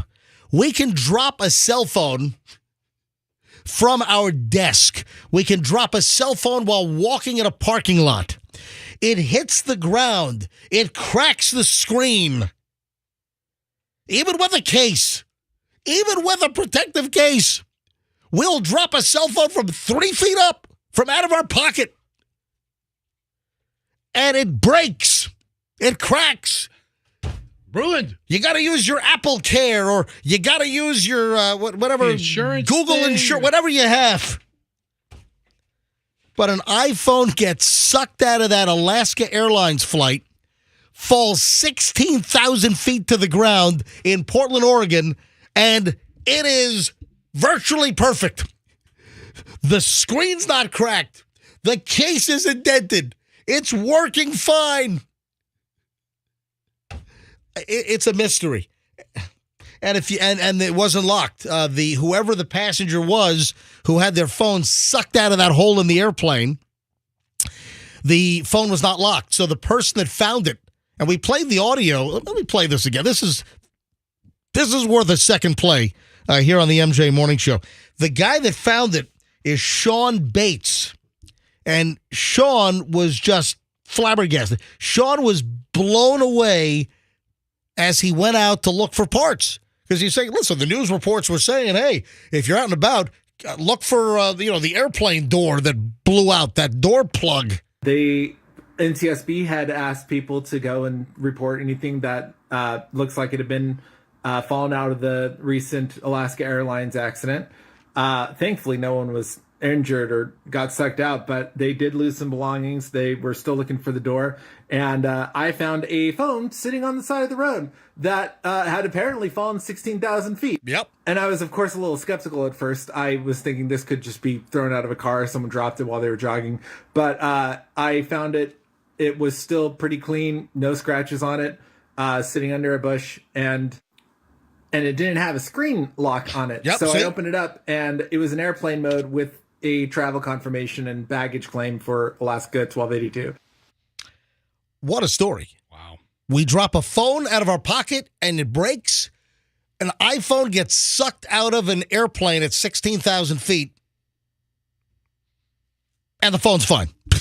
No problems. Unbelievable. Yes, Andrew. A phone, an iPhone, I don't know what model they had, is what, 5 or 6 inches by 2 to 3 inches? Okay. What are the odds of finding that? I mean, yeah, great point. It's where it lands. I mean, if it lands in your walk path, I mean, if it would have landed in a lake, they would never have found it. Guy found it on the side of the road. He thought someone threw it out of a car or a jogger dropped it. That's what he thought. Had no idea This thing came from an airplane 16,000 feet up that just had a catastrophic sudden decompression with a door panel blowing out. Absolutely crazy. And the phone was given to the NTSB. The NTSB apparently gave it back to Alaska Airlines to find the passenger that it belonged to. Tell you what, Apple. I'm not an iPhone user. I'm an Android user. I've got the Google Pixel 8 Pro. But if Apple were smart, they would get a hold of this owner and this phone, and they ought to do some kind of a commercial, some kind of a campaign about their phone getting sucked out of an airplane at 16,000 feet. The next advertising campaign is just throwing a box of iPhones out of a plane and picking them up and watching them work. I don't know what it is. Just a lot of interesting celebrity stuff. Oh, I got such a rude email. Ooh. You? Yeah. What was it? Was it Monday? Yeah, yesterday. So yesterday was Monday. Rude how? Rude condescending how? Rude? Do you remember one of the first things we talked about? It was early. It was not the first segment. It was not the opening segment. But yesterday morning at around 6:20, we talked about a singer and a medical issue. Do you know what I'm talking about? Michael Bolton. Yep. We had a story about Michael Bolton apparently had an operation.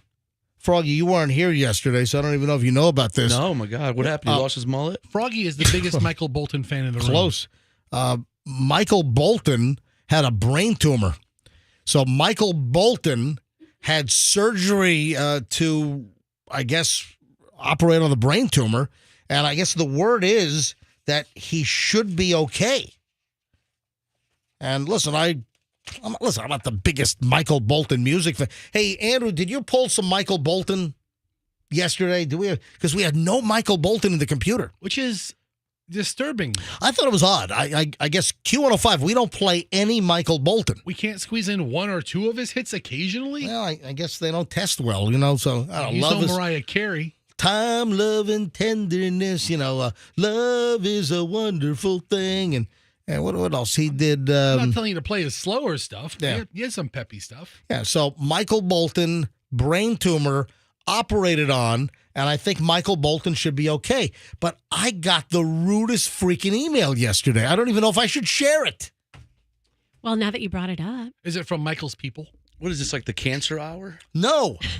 Yeah, right. All right, Froggy, really? Jesus. It's a little bit of a downer, dude. He's not wrong. Well, Michael Bolton's making a recovery. Right, Michael Bolton's Thank God. Michael Bolton's going to be okay, but I don't know if I should say this.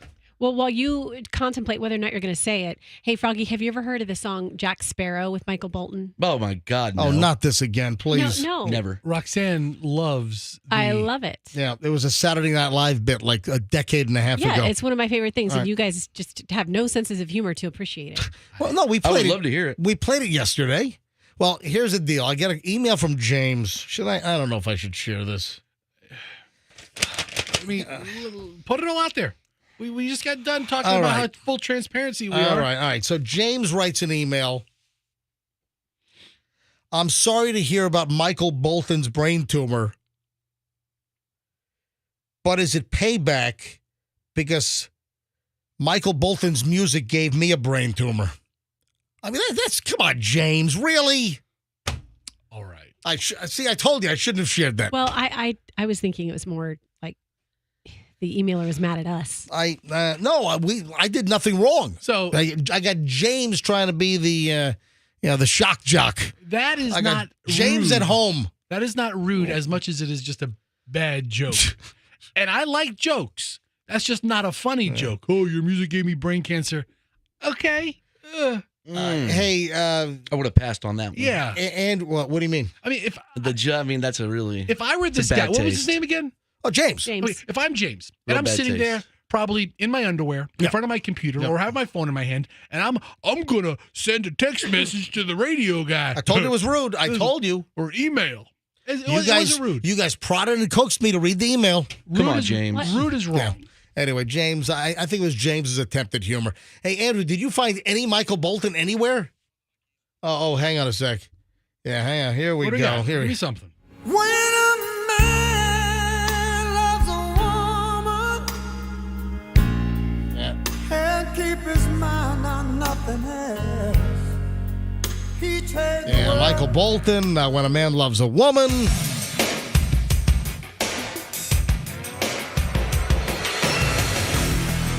What is this? I don't even know what this is. This is Time, Love, and Tenderness. Oh, is this? Are you sure? But it starts with Time, Love, and Tenderness. Comes in. No, it started cold. So you say that you can't go on. Maybe they cut that out. Yeah, I don't know what. Hey, where's his biggest hit? Do we have that one? How Hold about on. the How Am I Supposed to Live If Living is Without You?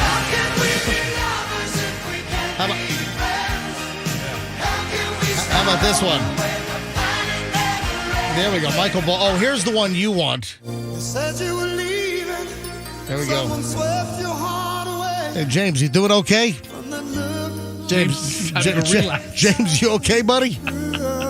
Hope you're okay, James. So tell me all about it. Tell me about the plans. Hey, so, Andrew, you didn't put the biggest hit up. The biggest hit was Love is a Wonderful Thing. That's not even on here. God, these songs are horrid. That was his...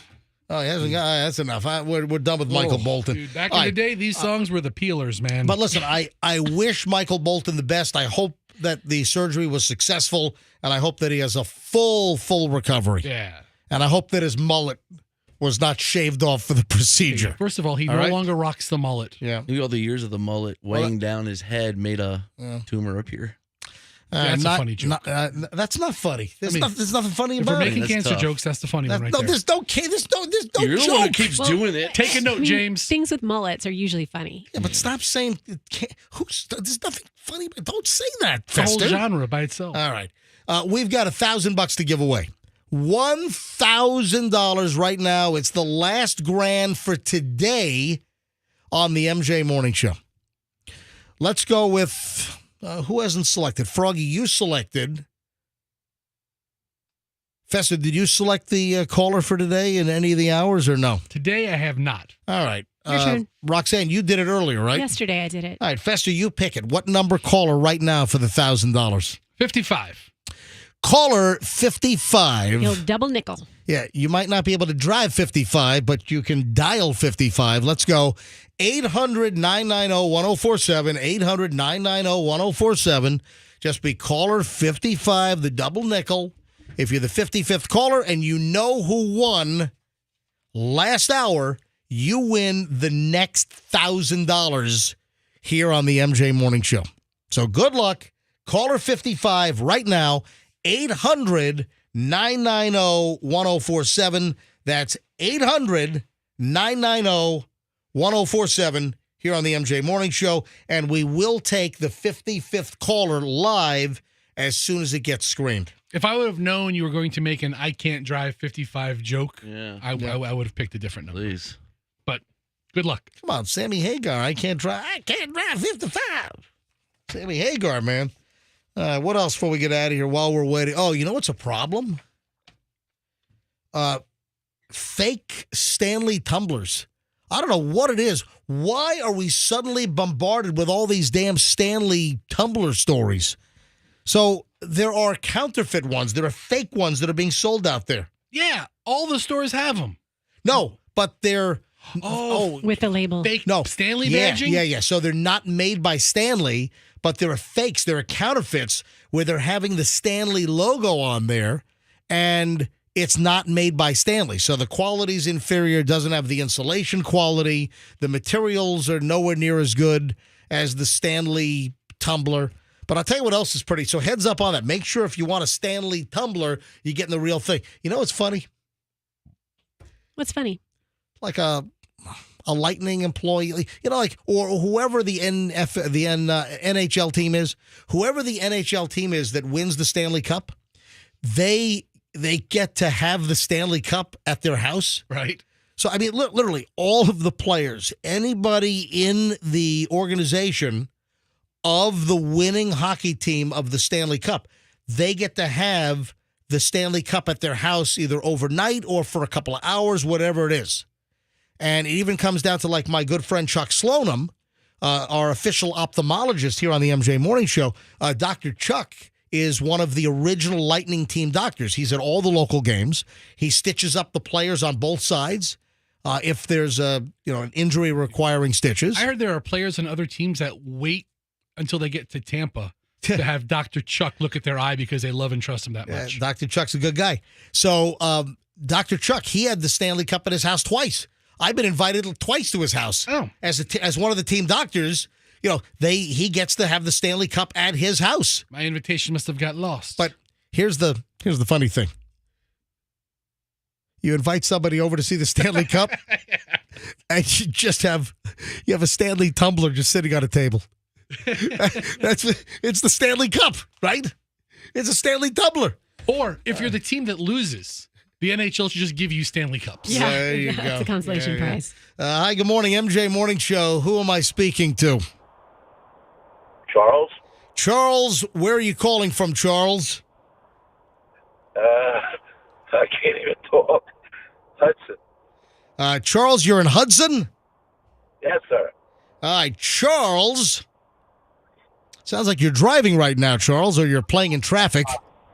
But I'm very safe. All right, so Charles, why are you calling the MJ Morning Show? To pray that I win that $1,000. Charles, would that $1,000 do well for you right now? Yeah, I got laid off in October. Oh, son of a bit. Really? Yes. All right, Charles, you're caller 55. You are the correct caller. Oh, my God. Charles, can you tell me the first name of who won last hour? I can't do that. Well, hold on. Hold on. Charles. You do not know who won last hour? Charles. No, that's the whole contest, Charles. Charles. So. Yeah, I know. I just got in the car. Oh, Charles. I forgot that part of it. Yeah, so you gotta be the 55th caller, but you gotta know who won last hour. Oh my God! All right. So Charles, just take a guess. It's worth a guess. Just give me a name. Who do you think won? Elizabeth. What do you say? Elizabeth. Did you say Elizabeth? I did. Oh my! That is wrong. I'm sorry, Charles. But not that far off. Amazingly. All right, Charles. Listen, you were. All right. I'm sorry, you Charles. were almost there, Charles. Almost. All right, buddy. Thanks for listening. It's like he just got laid off again. Poor bastard. It's been a rough couple of. He's laughing. Rough couple of months. All right, folks. That's how this works. Oh man. Let me grab the next call in line. Wow. Hi, good morning. MJ Morning Show. Who's this? Monsi. Who is it? Monsi. Spell that for me. Monse. Muncie. Monse? Yeah. Wow, I've never heard the name. I love it. Muncie. Monse. Muncie, you are caller 56 because caller 55 did not know the name of last hour's winner. So, Muncie, it now defaults to you. Muncie, where are you calling from? Wikiwachi. In Wikiwachi. Muncie, can you tell me who won last hour? Yvette. Yes! You got it! Muncie, you got $1,000 from the MJ Morning Show. Charles's inaction is your gain. So technically you're one caller late, but he didn't know. So you got it. Muncie, congratulations. You've got the $1,000 on the MJ Morning Show. Oh, my God. Thank you very much. What a blessing.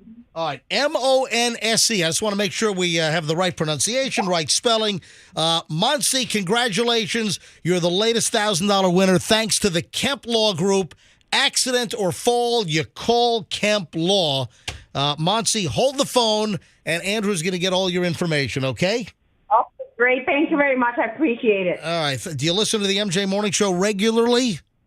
Oh, yes. My husband and I work from home, and he has it on that is all the time. And we start early. I start at 4:45 in the morning. Oh, wow. To work. Wow. Thank you. And listen, thanks for your loyalty to the program. It just paid off with $1,000. Hold on. Andrew's going to talk to you next. Line 4. You got it? All right. There you go. Man, how about that? Wow. That hasn't happened in a while.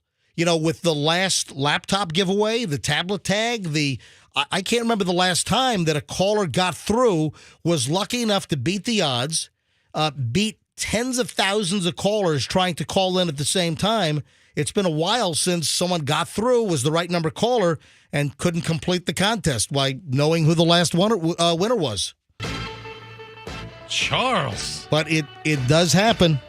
Man, that's like losing your lottery ticket or missing the Powerball by one, He's on hard times. I felt bad almost. He got laid off back in October. I had $1,000 for him, and he got in the car late. So, folks, now you know the name for tomorrow morning in the 6 o'clock hour. Make sure you know the first name of the woman that just won. Tomorrow morning, 6 a.m. hour, we started all over again with MJ Bill Pay here on the MJ Morning Show on Q105. And thanks again to the Kemp Law Group for sponsoring this contest and making it happen, baby. All right, so a successful day. Everything, I think everything was good today. All right, everything good? Any last words? Roxanne, anything else before we get out of here today? Be safe on the roadways this afternoon. Yeah, if you don't need to be out, probably, be careful. Listen, we're going to have a cold front run through. It's going to be, rain. You're going to have some heavy wind, maybe gusts of, 40, 50 miles an hour plus. So just be conscious of the weather. The event should be in the 2 to 5 p.m. time frame here in the Tampa Bay area. Fester, any last words here on a Tuesday? I will hold my peace. Froggy, any last words on the MJ Morning Show? I will peace my hold. Nice.